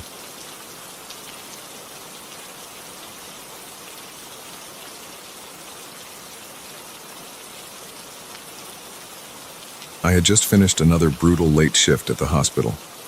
It was nearly 2 a.m. when I finally clocked out, body aching, eyes stinging. My brain felt fried, like it was operating on autopilot. All I wanted was to get home, fall into bed, and sleep for what felt like a month. The night shift always took a lot out of me, but tonight, the exhaustion had reached another level. I just needed to make it back to my place in Maplewood, get out of these scrubs, and pass out. The road was empty, as it always was around this time. The highway stretched out, dark and endless, with the occasional streetlight casting a weak glow on the asphalt. Just me, my beat-up old sedan, and the nothingness around. There's something about driving alone at night that usually feels peaceful, but tonight it was just eerie. I could hear my own breathing, steady but tired, as the car hummed along the deserted road. Suddenly, without warning, the engine sputtered. My heart skipped a beat. I tapped the gas pedal, but the car only responded with a choking sound like it was giving up on life. The headlights flickered, and before I could even react, the car coasted to a complete stop, dead in the middle of nowhere. The dashboard lit up with red and orange warnings. I cursed under my breath and tried the ignition again, but it clicked uselessly. Nothing. Great. Just great. I looked around, but there was nothing. No buildings, no gas stations, just a dark stretch of highway and miles of forest on either side. I grabbed my phone from the cup holder. No signal, not a single bar. I could feel a pulse of frustration mixed with an edge of fear settling in my chest. My fingers tapped the screen again and again, hoping something would change, but it was hopeless. My phone might as well have been a paperweight. I sighed, leaning back against the headrest, staring up at the ceiling of my car. It was pitch black out there, and the only sound was the wind rustling through the trees and the occasional creak of the car cooling down. I couldn't even hear a car in the distance. Nothing. And then, I saw them. Headlights. In the rearview mirror, 2 bright dots appeared, coming up slowly behind me. My heartbeat quickened, thudding in my ears. I watched as the lights drew closer, then slowed down, until they stopped just behind my car. The headlights were blinding, casting long shadows into the forest around us. I squinted, trying to make out the vehicle behind me.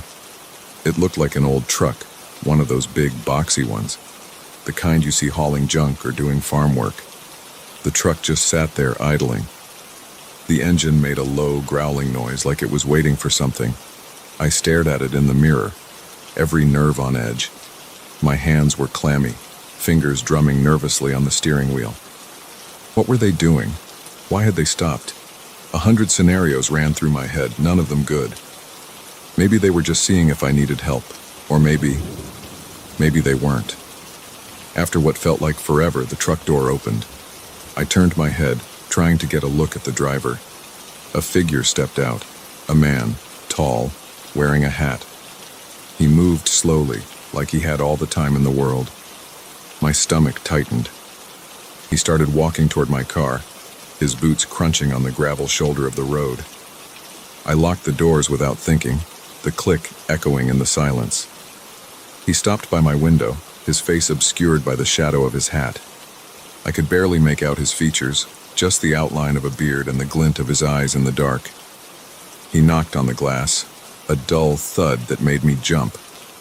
"Hey there," he called out, his voice muffled by the window. "Car trouble?"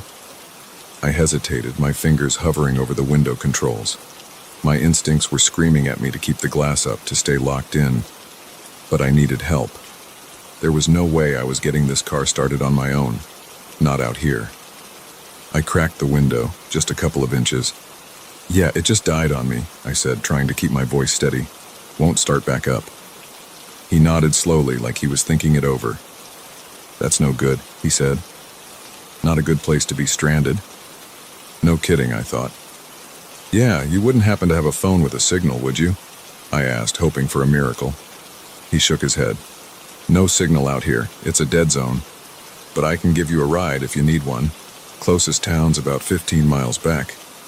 Maplewood was closer, about 10 miles ahead, but it was still 10 miles. I eyed the man, trying to gauge if he was trustworthy. Something about him put me on edge. Maybe it was the way he was just standing there, too still, too calm. Or maybe it was just the situation. Middle of nowhere, dead car, no phone. I didn't have a lot of options. I think I'll just wait here," I said, forcing a smile. "Maybe someone else will come by." The man didn't move. He just stood there staring at me through the window. The silence stretched, the air thick with tension. My heart was pounding now, hard enough that I could feel it in my throat. "Suit yourself," he said finally, his voice flat. He turned and walked back to his truck, his boots crunching against the gravel. I watched him climb in, shut the door, and then nothing. The truck just sat there, still idling, headlights shining into the night. I waited, breath held, expecting him to drive off. But he didn't. He just stayed there. The seconds ticked by, turning into minutes. I glanced at my phone again, still no signal. My fingers were trembling now and I could feel the panic starting to build. What was he doing? Why wasn't he leaving? Suddenly the truck's engine revved, a loud roar that shattered the silence. The truck lurched forward and for one terrifying second, I thought he was going to ram my car. I braced myself, hands gripping the steering wheel so tight my knuckles turned white. But the truck swerved at the last moment, pulling up alongside me instead. I turned my head, my eyes wide. The passenger window of the truck was rolled down, and the man was staring at me. He didn't say anything, just looked at me with those dark eyes, his face still hidden in shadow. My stomach twisted, a cold sweat breaking out on the back of my neck. "Last chance," he called out, his voice carrying over the rumble of the engine. "You need a ride or not?" I shook my head, my throat too tight to speak. Something was wrong. Everything about this was wrong. I just needed him to leave. I needed to be alone, to figure out what to do next. He stared at me for a long moment, then nodded slowly. "All right then," he said. He rolled up the window and the truck started moving again, pulling ahead of my car. I watched as the taillights grew smaller until they disappeared around a bend in the road. The silence rushed back in, thick and suffocating. I let out a shaky breath, my hands still trembling. I had to get out of here. I couldn't just sit here waiting for whatever, or whoever, might come next. I opened the door, stepping out into the cold night air. The wind cut through my scrubs and I shivered, rubbing my arms. I looked around, trying to get my bearings. There was nothing but trees and darkness, the highway stretching out in both directions. I popped the hood, hoping maybe, just maybe, I could see something, some obvious problem I could fix. But as I stared at the mess of wires and metal, I knew it was useless. I wasn't a mechanic. I couldn't fix this. I needed to start walking. Maplewood was ahead, and if I stuck to the road, I could make it. It might take hours, but it was better than staying here. I grabbed my phone and a small flashlight from the glove box, then shut the car door, the sound echoing in the stillness. I started walking, my footsteps crunching on the gravel shoulder. The flashlight beam cut through the darkness, but it felt small, like it could barely hold back the night. The wind rustled the trees, and every so often I'd hear something move in the underbrush. A small animal, probably. But every noise made me jump, my heart pounding in my ears. The minutes dragged on, each step feeling heavier than the last. The road was empty, no sign of headlights in either direction. I kept glancing over my shoulder, half expecting to see the truck again, those blinding headlights coming up behind me. But there was nothing, just the dark, endless highway and the distant sound of the wind. And then, I heard it. An engine, somewhere behind me. Low and distant, but getting closer. My stomach dropped and I turned, the flashlight beam shaking in my hand. Far down the road, I could see them. Headlights, growing brighter, getting closer. It was the truck. It had to be. My pulse quickened, panic surging through me. I needed to hide. I couldn't be out here in the open. I turned and ran, the flashlight bouncing wildly as I sprinted toward the trees. Branches whipped against my face as I pushed through the underbrush, the ground uneven beneath my feet. I didn't stop until I was deep in the woods, far enough that the road was just a faint strip of gray through the trees. I dropped to the ground, panting, my back pressed against the rough bark of a tree. I listened, my ears straining. The engine grew louder until it was right there, just on the other side of the trees. I could see the headlights now, cutting through the darkness, the truck crawling along the road. I held my breath, my body tense.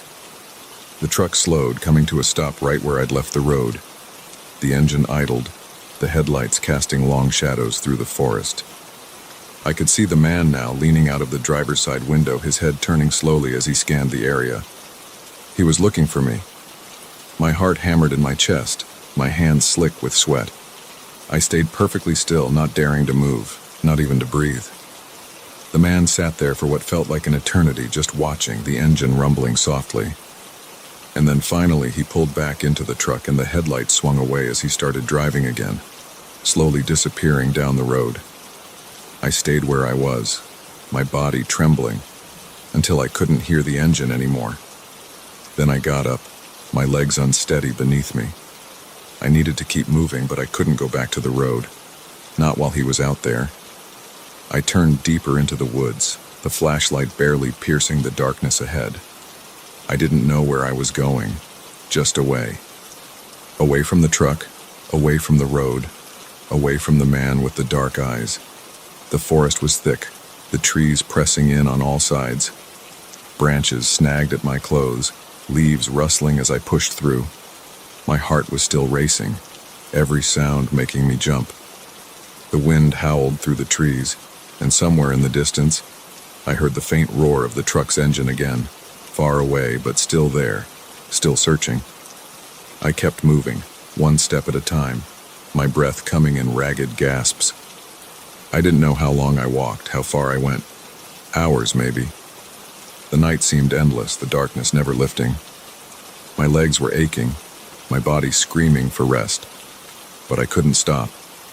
Not until I was safe. Eventually, the trees began to thin, and I stumbled out into a clearing. Ahead, I could see lights. A house, small and isolated, but there. A sliver of hope. I hurried toward it, my feet barely lifting off the ground, exhaustion pulling at me. I reached the front door and pounded on it, my fists thudding against the wood. "Hello, please, I need help," I called out, my voice hoarse. For a moment, there was nothing, just the wind and the rustling leaves. And then, I heard footsteps inside, the sound of a lock turning. The door creaked open and an older man stood there, his face lined with concern. "What happened to you?" he asked, his eyes widening as he took in my disheveled appearance. "My car broke down," I said, my voice shaking. "There was a man. He was following me. Please, can I use your phone?" The man nodded, stepping aside to let me in. "Of course. Come in. You're safe now." I stepped inside, the warmth of the house washing over me, and for the first time that night I let out a breath I hadn't realized I was holding. I was safe. For now.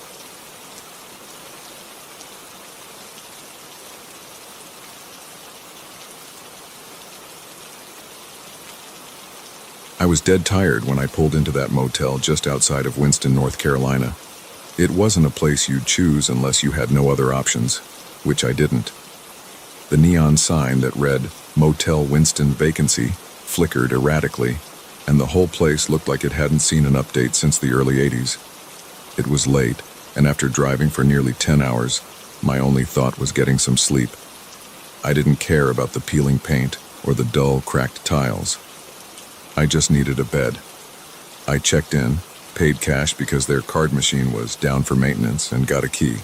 A real key, not one of those plastic cards. Room 6. It was right by the far end, next to the vending machines, and the fluorescent light above the door buzzed like a swarm of bees. I pushed the door open and it creaked like in some horror movie. The room smelled of stale cigarettes and mildew. The carpet was dingy and the bedspread was an uninviting shade of puke green, but at that moment, it was the best place on earth. I tossed my bag onto the bed, kicked my shoes off, and went to take a quick shower. The water pressure sucked and the temperature was all over the place. Still, I got out feeling a little better, if not fully refreshed. I dried off, pulled on some boxers and lay down, letting the TV's dull chatter become background noise. It was some infomercial about a blender, the kind of stuff you never really watch but let your brain tune out to. Somewhere around midnight, I was half asleep when I heard it. A rattle, faint but enough to make me blink my eyes open. I paused, waiting to see if it was just my imagination. But there it was again. Someone trying the door handle. The click of metal shifting against metal, testing. My heart thudded in my chest and I lay there listening, hoping it would just stop. But it didn't. The sound of slow, heavy footsteps moved past my door, and I could feel the tension rising in my shoulders. They were deliberate, not rushed, not hurried, just heavy thuds, each one echoing in the quiet, almost synchronized with my heartbeat. Whoever it was, they walked to the end of the walkway, paused, then started back toward my door. I could hear the steps getting closer, and my mind was racing. I wasn't sure if I should get up, stay quiet, or grab something to defend myself. I forced myself up, moving as silently as I could. The air was cold against my bare skin. I grabbed the chair by the small desk and propped it under the door handle, my pulse thundering in my ears. The footsteps stopped right outside. I held my breath. Whoever was out there stood still.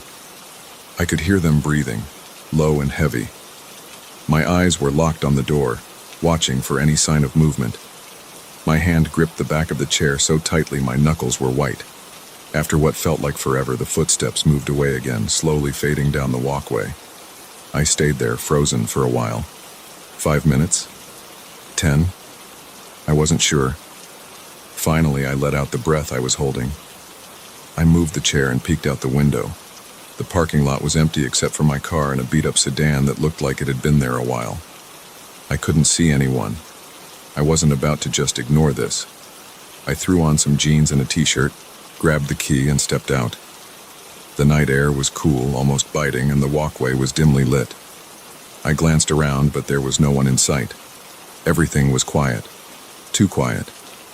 I headed for the front office, each step making the old wood creak beneath my feet. The guy at the front desk looked up when I came in.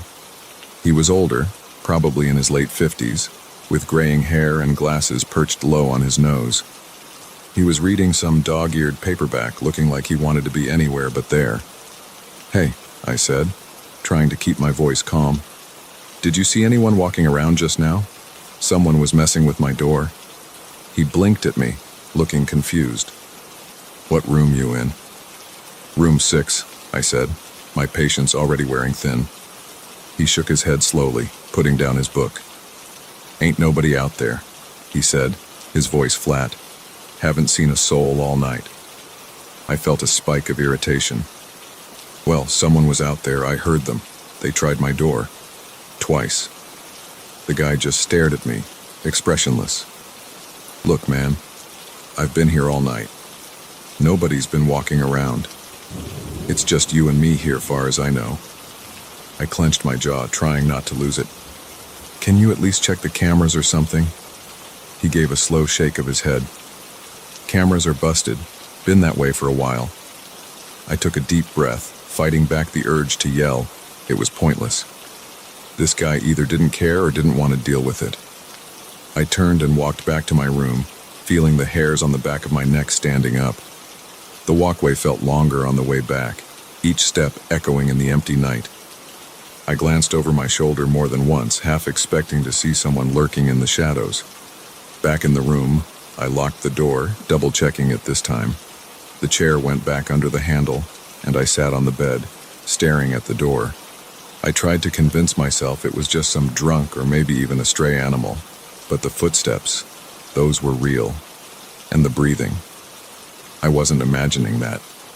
I turned the TV back on, cranking the volume up a bit. The noise helped, even if just a little. I lay back down, but sleep wasn't coming. My eyes kept darting to the door, my ears straining for any sound. Minutes felt like hours, and every creak of the building settling made my heart jump. I was wide awake, every muscle tense, waiting for something to happen. It must have been around 2 in the morning when I heard it again. The faint rattle of the door handle, followed by the slow, heavy footsteps. My mouth went dry and I sat up, my heart pounding. I could feel my chest tightening as I listened. The steps moved past my door, fading into the distance, then coming back again, slow and deliberate. I could barely breathe. It was the same as before. The pause right outside, the heavy breathing, then the steps moving away. I got up, hands shaking, and grabbed my phone. I dialed 911, my voice barely steady as I spoke to the operator. I told them someone was trying to get into my room, that I needed the police. The operator assured me they'd send someone, and I hung up, my eyes glued to the door. The minutes dragged on, and I kept waiting, listening. The footsteps didn't come back, but I knew someone had been there. My stomach was in knots and I could feel the sweat trickling down my back. It was probably 20 minutes before I saw the red and blue lights flash through the curtains. I moved the chair, unlocked the door, and opened it just enough to see the two officers approaching. I stepped out, waving them over. They asked me what happened, and I told them everything. The door handle, the footsteps, the breathing. They listened, nodding, then split up. One of them walked around the back of the building while the other stayed with me, asking more questions. I could tell he was trying to keep me calm, but I could see it in his eyes. He thought I was just another paranoid guy hearing things in a crappy motel. The other officer came back after a few minutes, shaking his head. "Nothing back there," he said. "No signs of anyone." I felt a mix of frustration and fear. "I'm not making this up," I insisted. "Someone was out here." The officer with me nodded, trying to be reassuring.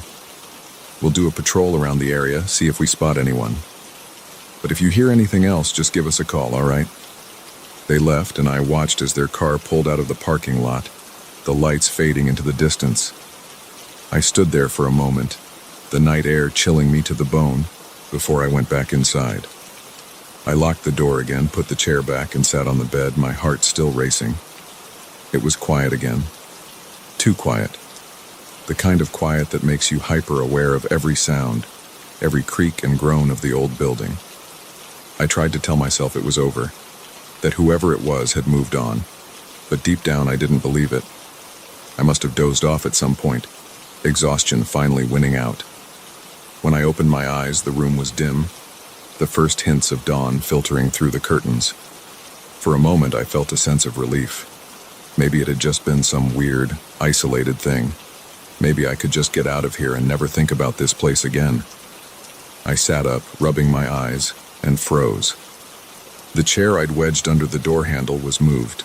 Not far, but it was definitely not where I'd put it. My blood ran cold. I scanned the room, my eyes darting to every corner, every shadow. Nothing looked out of place, but I could feel it. Something was wrong.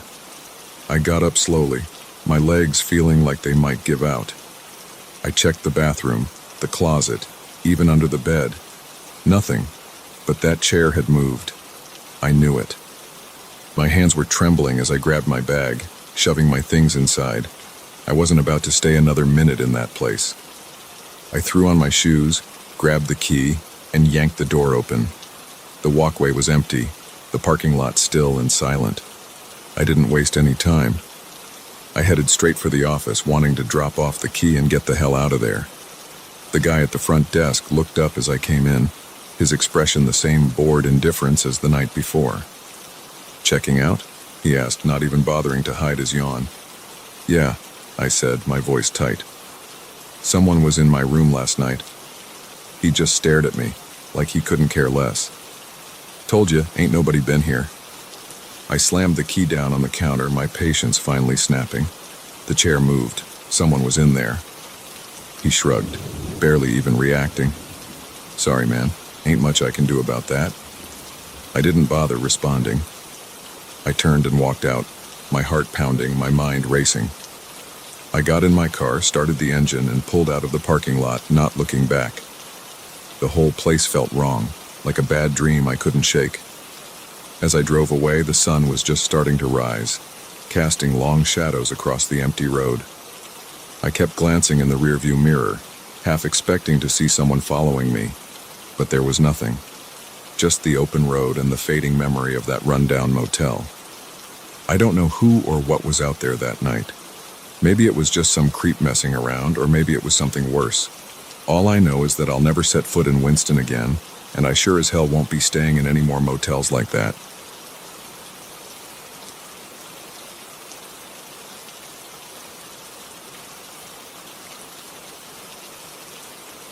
It was supposed to be a simple night of fun. Sarah and I had set up the tent in the backyard. Nothing fancy, just a small 2-person tent, thick enough to block the wind but light enough that we could still feel the outside air.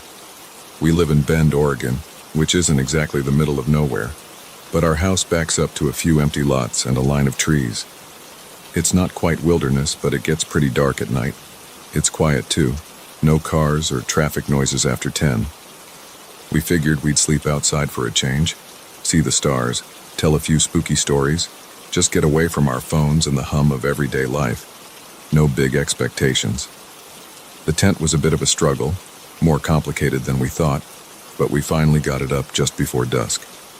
I laid out our sleeping bags and Sarah brought out some snacks and we settled in.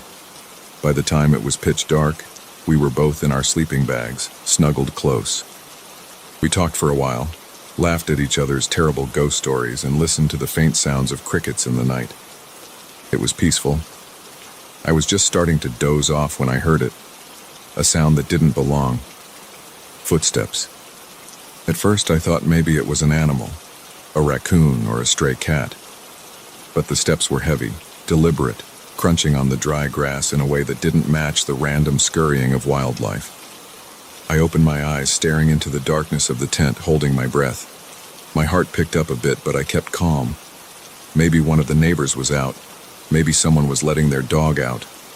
I reached over and nudged Sarah, whispering, "Do you hear that?" She went quiet, her head turning towards the thin fabric of the tent wall. We both just lay there, listening. The steps came again, slow, moving in a circle around us. It wasn't just footsteps now. There was something else. Voices, hushed, just above a whisper. I couldn't make out what they were saying, but I could tell there were at least two different voices, both low and quiet. My breath caught in my throat. Sarah's hand found mine. She squeezed it, her fingers cold. I turned my head to her and I could just barely make out her eyes wide open. Her face was tense. We didn't say a word. It felt like even the smallest sound would somehow draw their attention, whoever they were. The footsteps moved again, a shuffling sound circling the tent in slow, methodical steps. I could hear the grass rustling, the dirt crunching under their feet. The voices were getting closer, clearer, but still too faint to understand. I could feel my heartbeat now thudding in my ears. I didn't know what to do. Part of me wanted to just open the tent and shout, scare them off. But the other part of me, the more primal part, said to stay put, keep quiet, and wait. One of the voices sounded closer now. I heard it on the side of the tent near my head, just a few feet away, if that. I could hear breathing. It was labored, like the person was whispering and trying to catch their breath at the same time. I tensed up, every muscle in my body locking in place. Sarah was frozen too, her hand gripping mine so hard it hurt. Then, something touched the tent. A light press against the fabric, just above where my head was. It wasn't much, just enough that I felt the material brush against my hair. My whole body went rigid. Sarah let out a tiny gasp, barely audible, but I heard it, and I'm sure whoever was out there heard it too. Everything went still for a moment. No footsteps, no voices, just silence. Then I heard the zipper. It wasn't ours. It was somewhere outside, faint but unmistakable. The sound of a zipper being slowly pulled open. Sarah's eyes widened and I could feel her panic rising, the way her hand trembled in mine. I didn't know if it was a bag, another tent, or something else entirely, but the sound was enough to make every hair on my body stand on end. I reached slowly for my phone, moving as quietly as I could. My fingers fumbled in the darkness, finally finding the cool metal edge of it. I didn't want to turn on the screen, not yet. The light would give us away. I just held it, waiting, my thumb hovering over the side button. The footsteps started again, moving around the tent, faster this time. The voices were still hushed, but they sounded more frantic, less controlled. I heard one of them say something, a word or maybe a name, but it was too quiet to understand. Sarah squeezed my hand again, harder, and I knew we had to do something. We couldn't just lay there and wait. I leaned in close to her ear, barely whispering, "On 3, we run." She nodded, her eyes glistening in the dim light from my phone. I took a deep breath, trying to steady myself. My heart was racing, my palms sweaty. I counted in my head, 1, 2, 3. I hit the side button on my phone, the screen lighting up bright in the darkness. At the same time, I threw myself towards the tent zipper, yanking it down as fast as I could. The cold night air rushed in, and I heard Sarah scrambling behind me. I pushed out of the tent, stumbling to my feet. The backyard was dark, the only light coming from the faint glow of the street lamp out front. I turned, grabbing Sarah's hand, and we ran.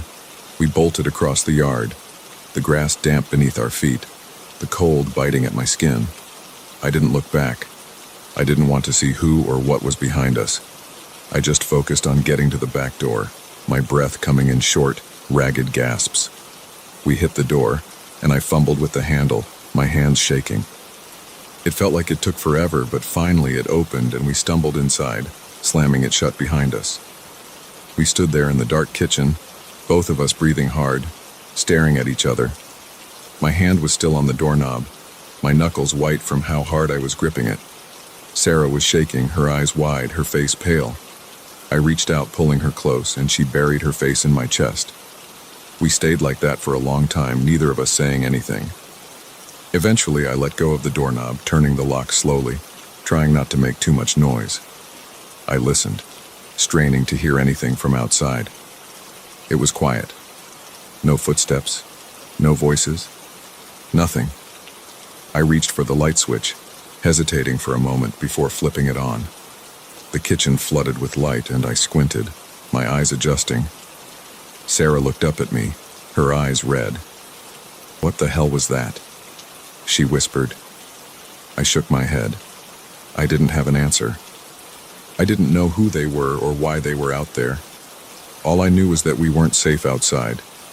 Not anymore. We spent the rest of the night in the living room, every light in the house on. I kept my phone in my hand, ready to call the police if we heard anything else. But the rest of the night was quiet. Eventually, Sarah fell asleep on the couch, her head resting on my shoulder. I didn't sleep. I couldn't. I just sat there staring at the back door, listening. When the sun finally came up, I felt a little bit of the tension ease. The light made everything feel a little less real, like maybe it was all just a bad dream. But when I looked out the window, I could still see the tent, standing there in the middle of the yard, the door hanging open, the sleeping bag still inside. And I knew it wasn't a dream. It was real. We didn't go back out there. Not right away. We just sat in the living room, sipping cups of coffee, neither of us saying much. Eventually, I knew I had to go check. I couldn't just leave the tent out there forever. I told Sarah to stay inside, and I grabbed the baseball bat we kept in the closet. I wasn't taking any chances. The yard was quiet as I stepped outside, the morning sun casting long shadows across the grass. I could hear birds chirping, the sound of a car passing by in the distance. Everything seemed normal. But as I got closer to the tent, I felt my stomach tighten. The door was open, just like we had left it, the fabric flapping gently in the breeze. I reached out, pulling the flap back, peering inside. The sleeping bags were there, crumpled and messy. But there was something else, something that hadn't been there before.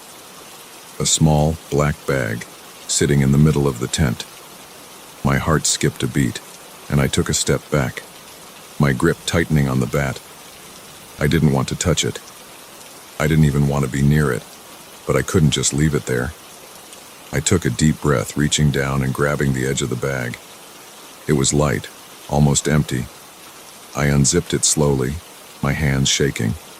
Inside, there was a single piece of paper, folded in half. I pulled it out, my eyes scanning the words written in messy, jagged handwriting. "We'll be back." I dropped the bag, my heart pounding in my chest. I looked around, my eyes scanning the line of trees at the back of the yard. There was nothing there, no sign of anyone. But I knew deep down that whoever had been out there, whoever had circled our tent in the middle of the night, they weren't done with us, and they'd be back. I turned and walked back to the house, my legs feeling like jelly. I locked the door behind me, sliding the deadbolt into place.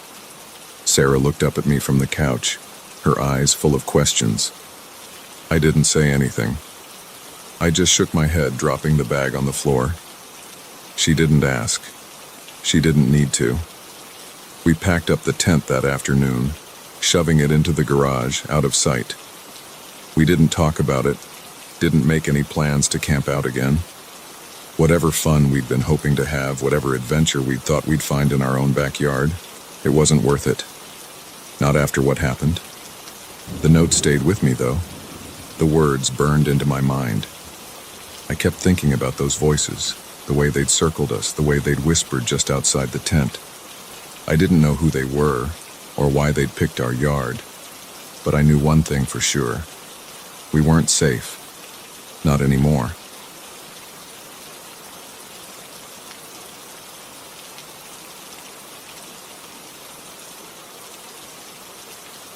It was a Friday night, and the sky over Millstone, Kentucky was dark as pitch. I was in the garage working on a few last-minute touches on my old Dodge Charger. The light above my workbench flickered a little, but I barely noticed. I had the hood up, grease on my hands, and country music playing quietly on the radio. I was alone, or so I thought. Then I caught a movement, just in the corner of my vision, barely within the reach of the light spilling from the open garage.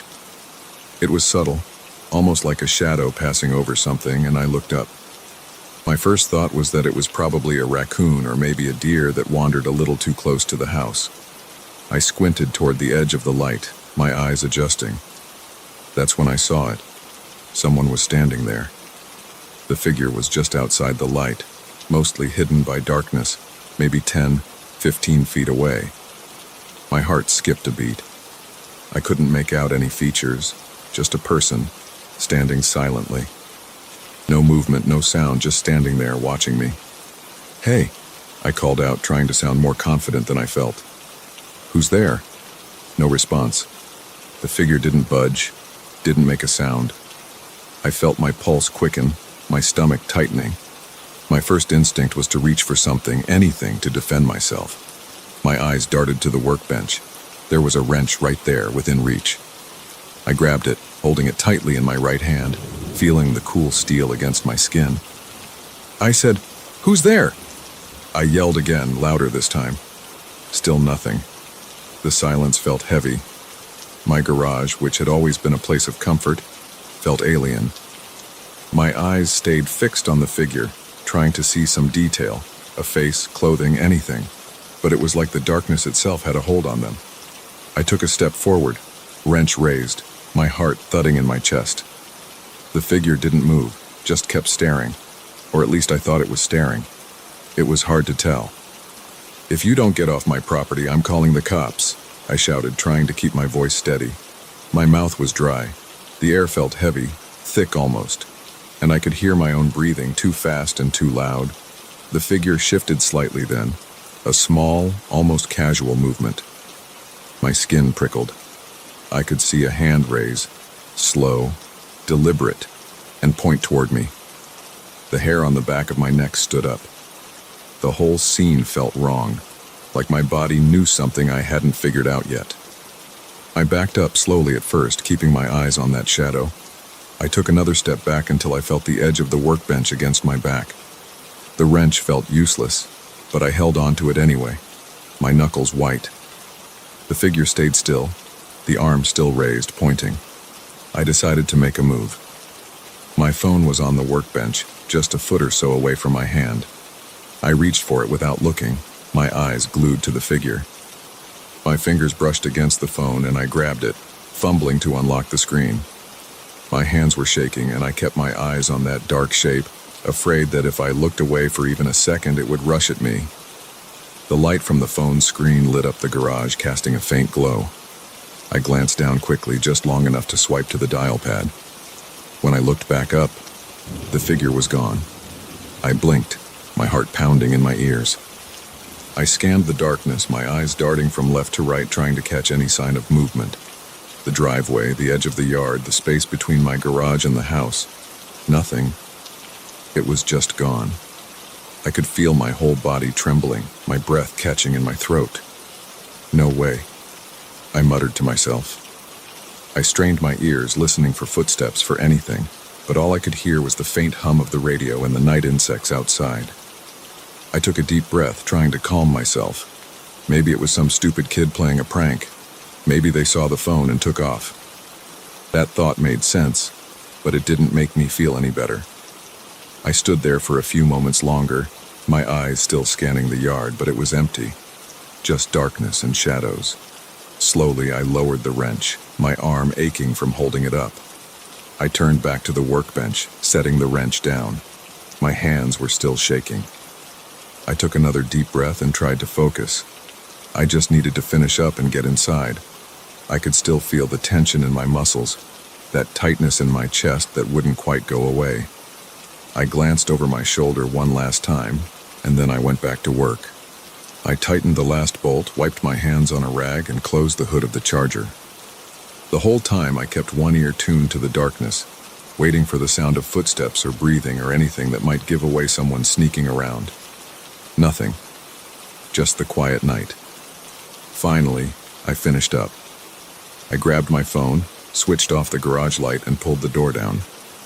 The darkness swallowed everything, and I hurried to the house, locking the door behind me as soon as I stepped inside.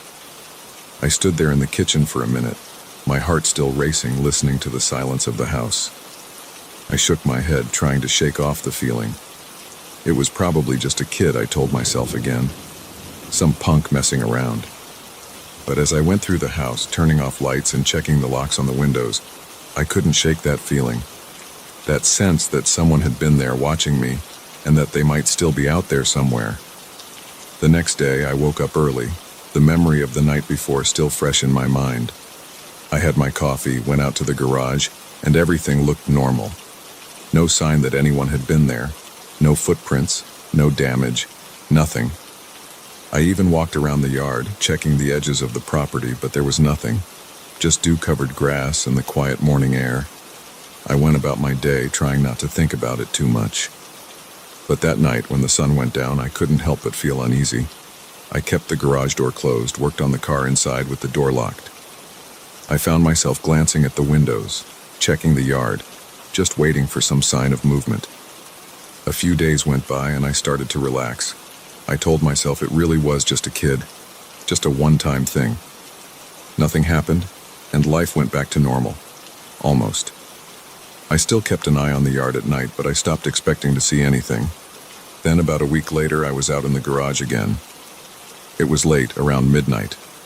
I had the radio on low, a beer on the workbench. I was replacing a belt, focused on getting it done so I could get some sleep. I heard it again. That same sound, that faint movement just outside the light. My head snapped up, my eyes locking on the edge of the garage. My stomach dropped. There it was again, that figure standing just at the edge of the light, half hidden in the darkness. The same stillness, the same silence. My mouth went dry, and my hand tightened around the wrench I was holding. "You gotta be kidding me," I whispered, my voice barely audible over the hum of the radio. The figure didn't move, didn't say anything. It just stood there, like before, watching me. My heart started pounding again, that same fear bubbling up inside me. I took a step back, my eyes fixed on the dark shape. "What do you want?" I yelled, my voice cracking slightly. The fear was turning to anger now. Who the hell was this? Why were they here messing with me like this? No response. The figure stayed silent, still. I felt a chill run down my spine. I wasn't going to just stand there this time. I turned, grabbing my phone off the workbench, my fingers fumbling over the screen. I looked back up, expecting the figure to be gone again, but it was still there. My breath caught in my throat. I punched in 911, my thumb hovering over the call button. "I'm calling the cops," I shouted, my voice trembling. "You better get out of here." The figure shifted slightly, just a small movement, and then slowly it stepped forward, just enough that the light from the garage touched it. My blood ran cold. I could see it now. A man wearing dark clothing, his face covered by a hood. His hands were at his sides, empty, but there was something about the way he stood, the way he looked at me that made my skin crawl. "Get out of here," I yelled again, my voice almost a squeak. He didn't move, just stared at me, his face still hidden in shadow. My thumb pressed down on the call button and I brought the phone to my ear, the dial tone ringing loudly. The man took another step forward and I felt panic rising in my chest. I backed up, almost tripping over the workbench. The operator picked up, her voice calm and professional. 911, what is your emergency? There's someone outside my garage, I said, my voice shaky. They're just standing there watching me. I looked up again, but the man was gone. My eyes darted around, scanning the yard, the driveway. But there was nothing. Just darkness and the empty yard. Sir, are you in a safe location? The operator asked, her voice cutting through the silence. I swallowed hard, my eyes still scanning the darkness. I think so, I said. He was just here. I don't know where he went.